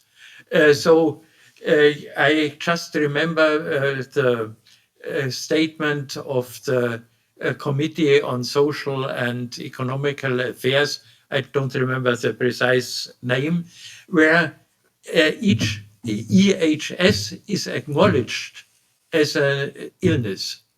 So that is very important for legal procedures.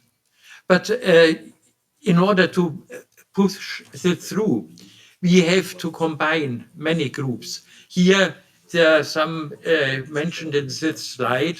There's a new association of scientists, and separated from this, also an association of lawyers.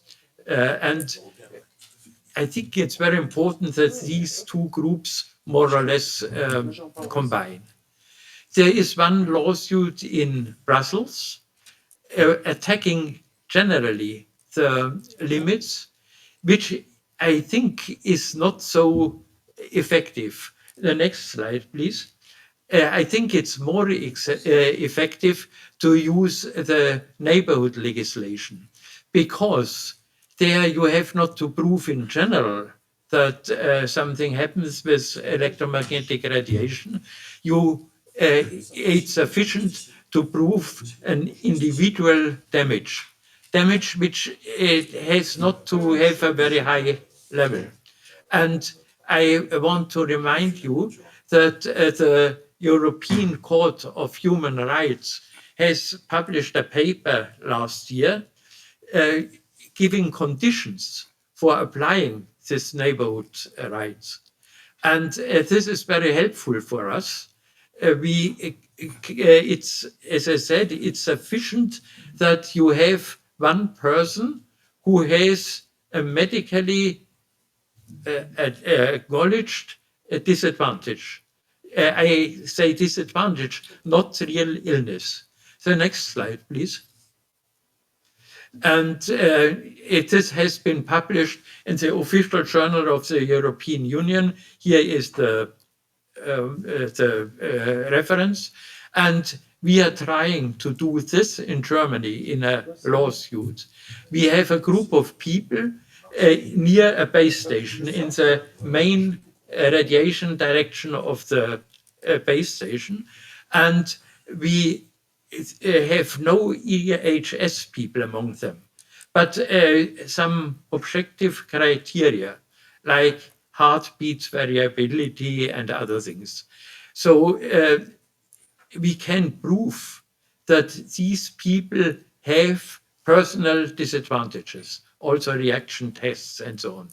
And this makes me optimistic. I think court cannot deny these personal disadvantages.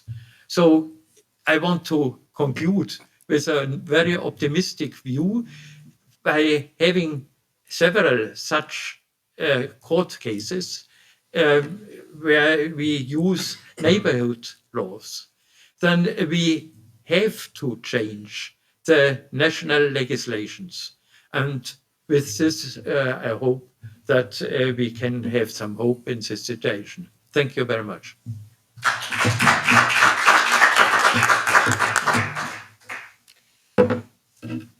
Eh bien, cette intervention était très...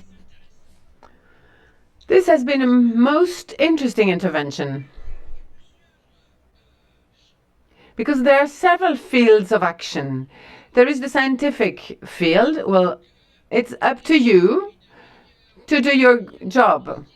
We need better diagnosis to be able to precisely identify who's got EHS and who doesn't have EHS. So it's also important that people should understand whether or not they are EHS.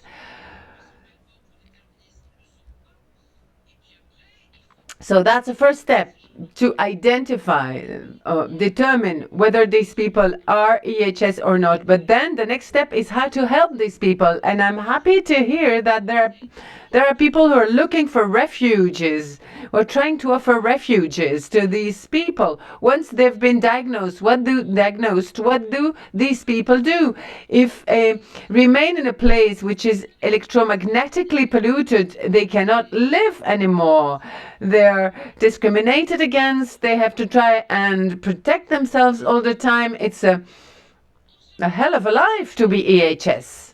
And we should not forget about that. So it's up to the scientists to find markers, better diagnosis methods, and then it is up to us politicians to find places for them, safe havens for them.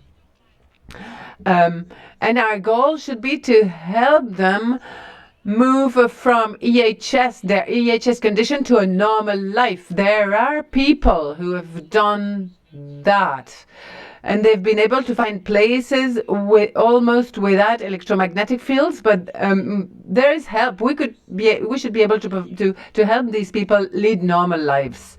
There have been many studies. You have mentioned STOA, which is an office similar to OPEX in France, where there are MPs from different political tendencies, where independent studies can be carried out, and it has been shown that electromagnetic fields have biological effects, physiological effects. That's been shown. And there, the lowest possible levels have to be sought.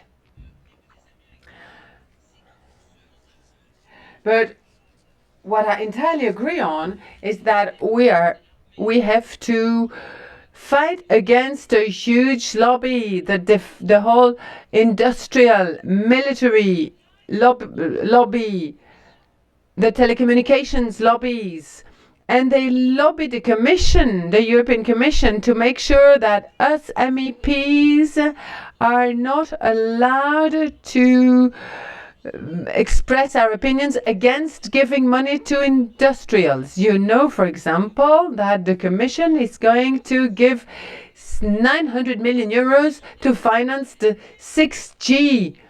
Now, nobody knows exactly what it is. There has been no study about the health impact of 6G. So all these fields are, well, many of these fields are actually beyond our control. That's why I found your intervention particularly interesting. So how can we successfully oppose that military and industrial lobby, the mobile phone operators lobby, a commission? How can we oppose a commission who only thinks in terms of digitalization and who only thinks that the future is only that?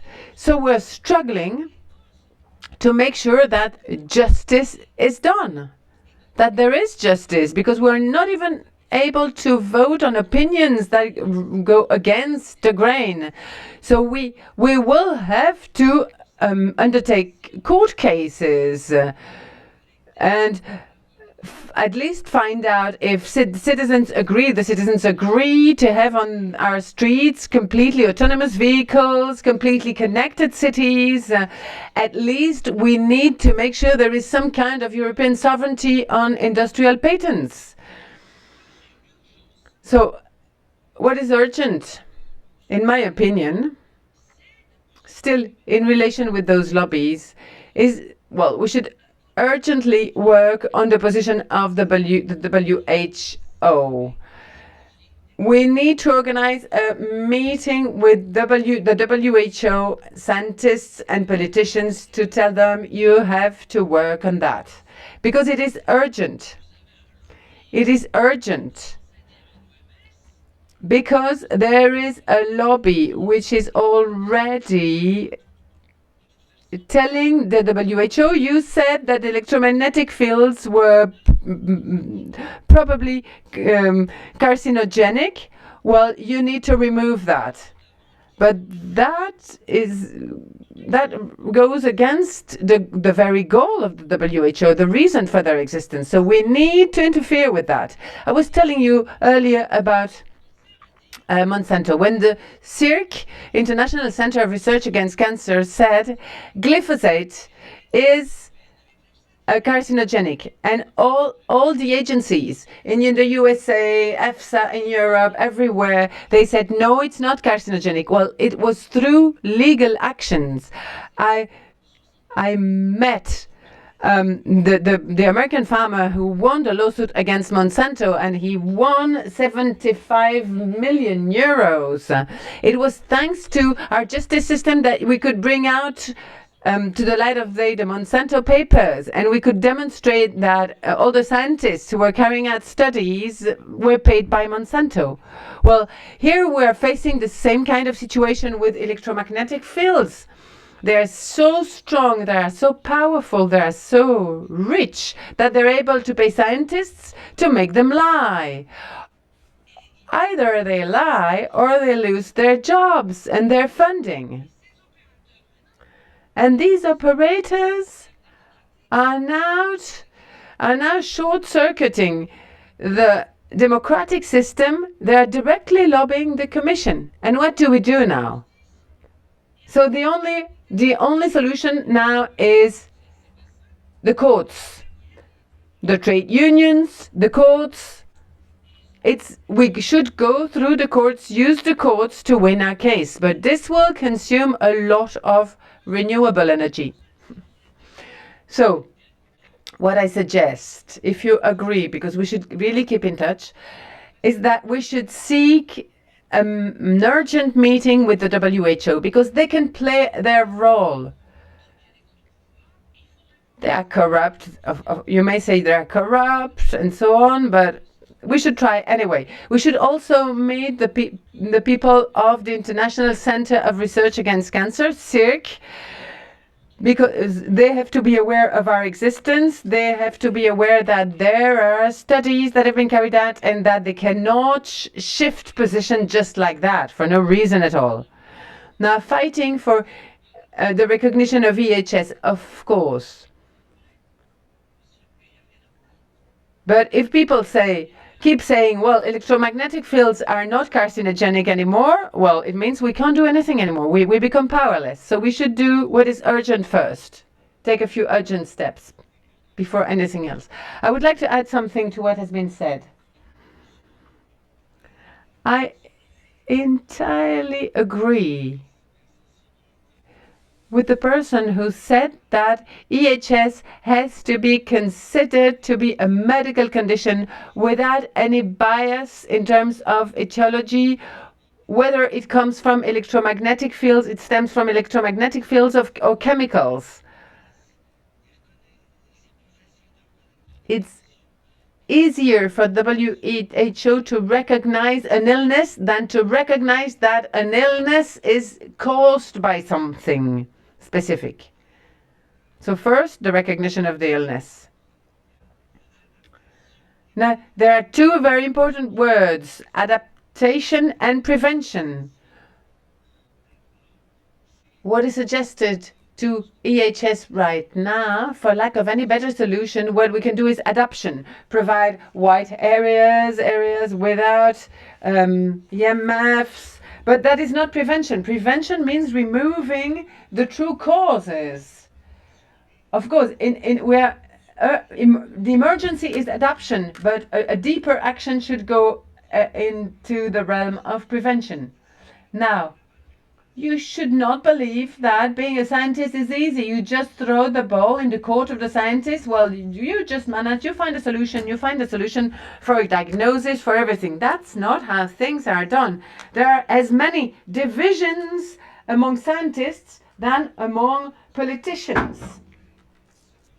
So what I'm trying to do now, what I've always been trying to do, is bring together the scientists who work on medical aspects and bring them together, make them join forces.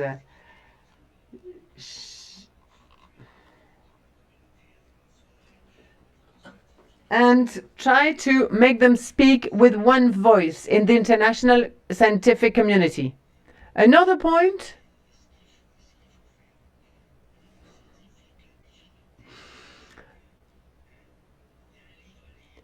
is that, well, there is a book you should read, and I ask you to please read it.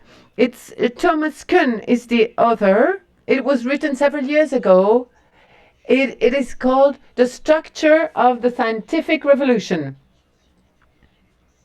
It means that electro-hypersensitivity is not a simple issue. We need physicians, we need biologists, we need physicists, we need physicians, we need biologists, we need politicians and lawyers.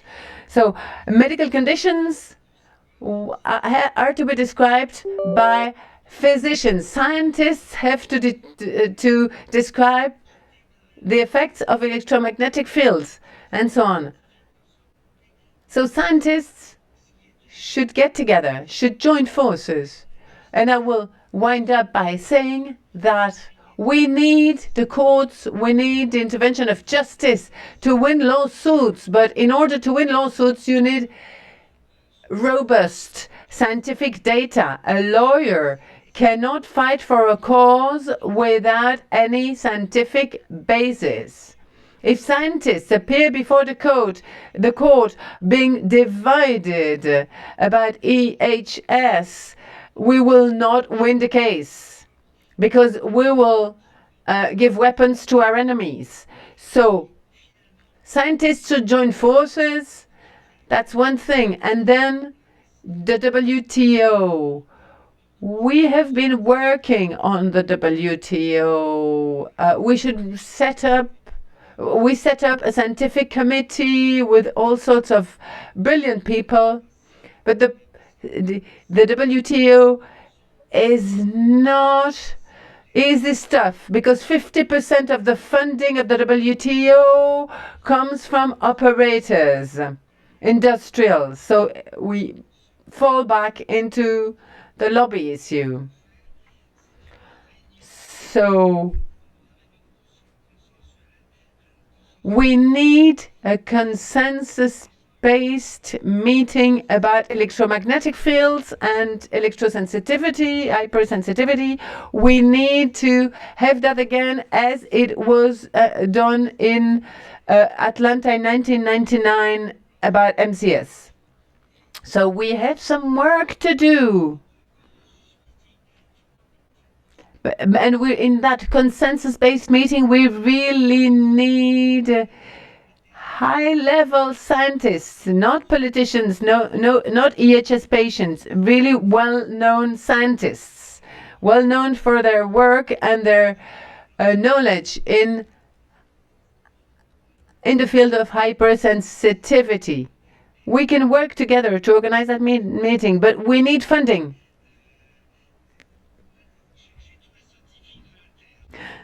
I can provide all the scientists you need, Americans and all the nationalities you wish for. But do you have the money to organize that kind of meeting? Because the WHO will not give us a cent. But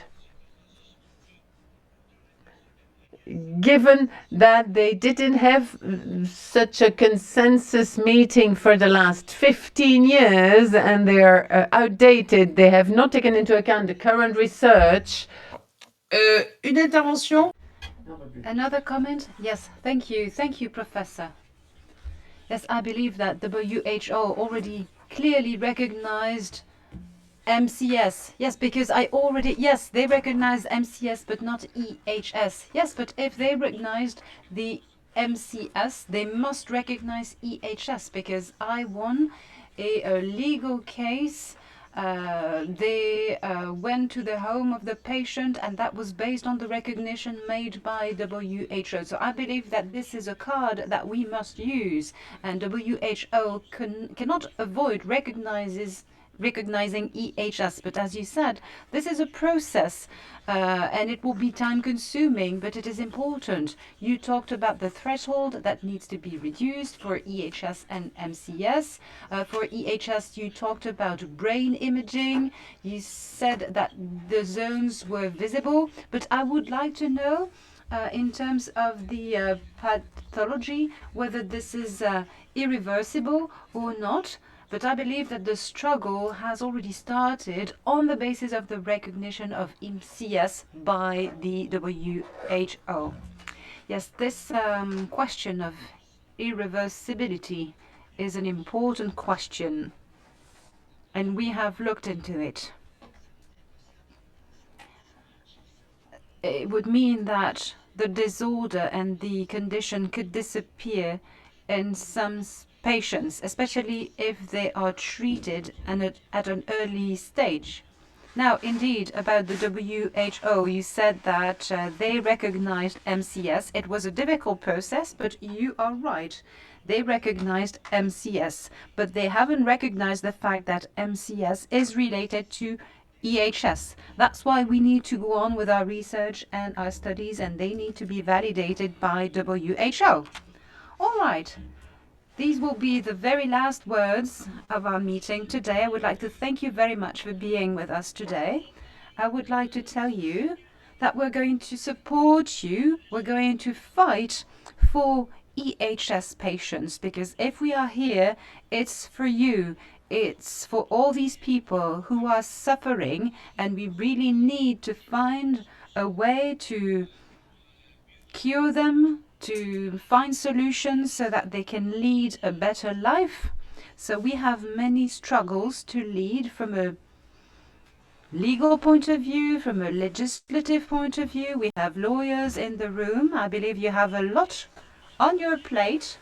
And then, of course, we need to make sure that scientists can find a consensus to move ahead, and financial means. Now we'll try to see in the field of research how we can help and make a contribution and try to avoid all conflicts of interests, because Horizon 2020 is providing a lot of money for health and environmental issues, but it's always the same people who get the money, and they do not have the clean groups, if I may say, compared to the research they want to develop. So thank you to all of you, and I would also like to thank the interpreters, says Mrs. Rivasi. The interpreters would like to thank you too. Thank you very much and have a safe journey back home, and I wish you all the best.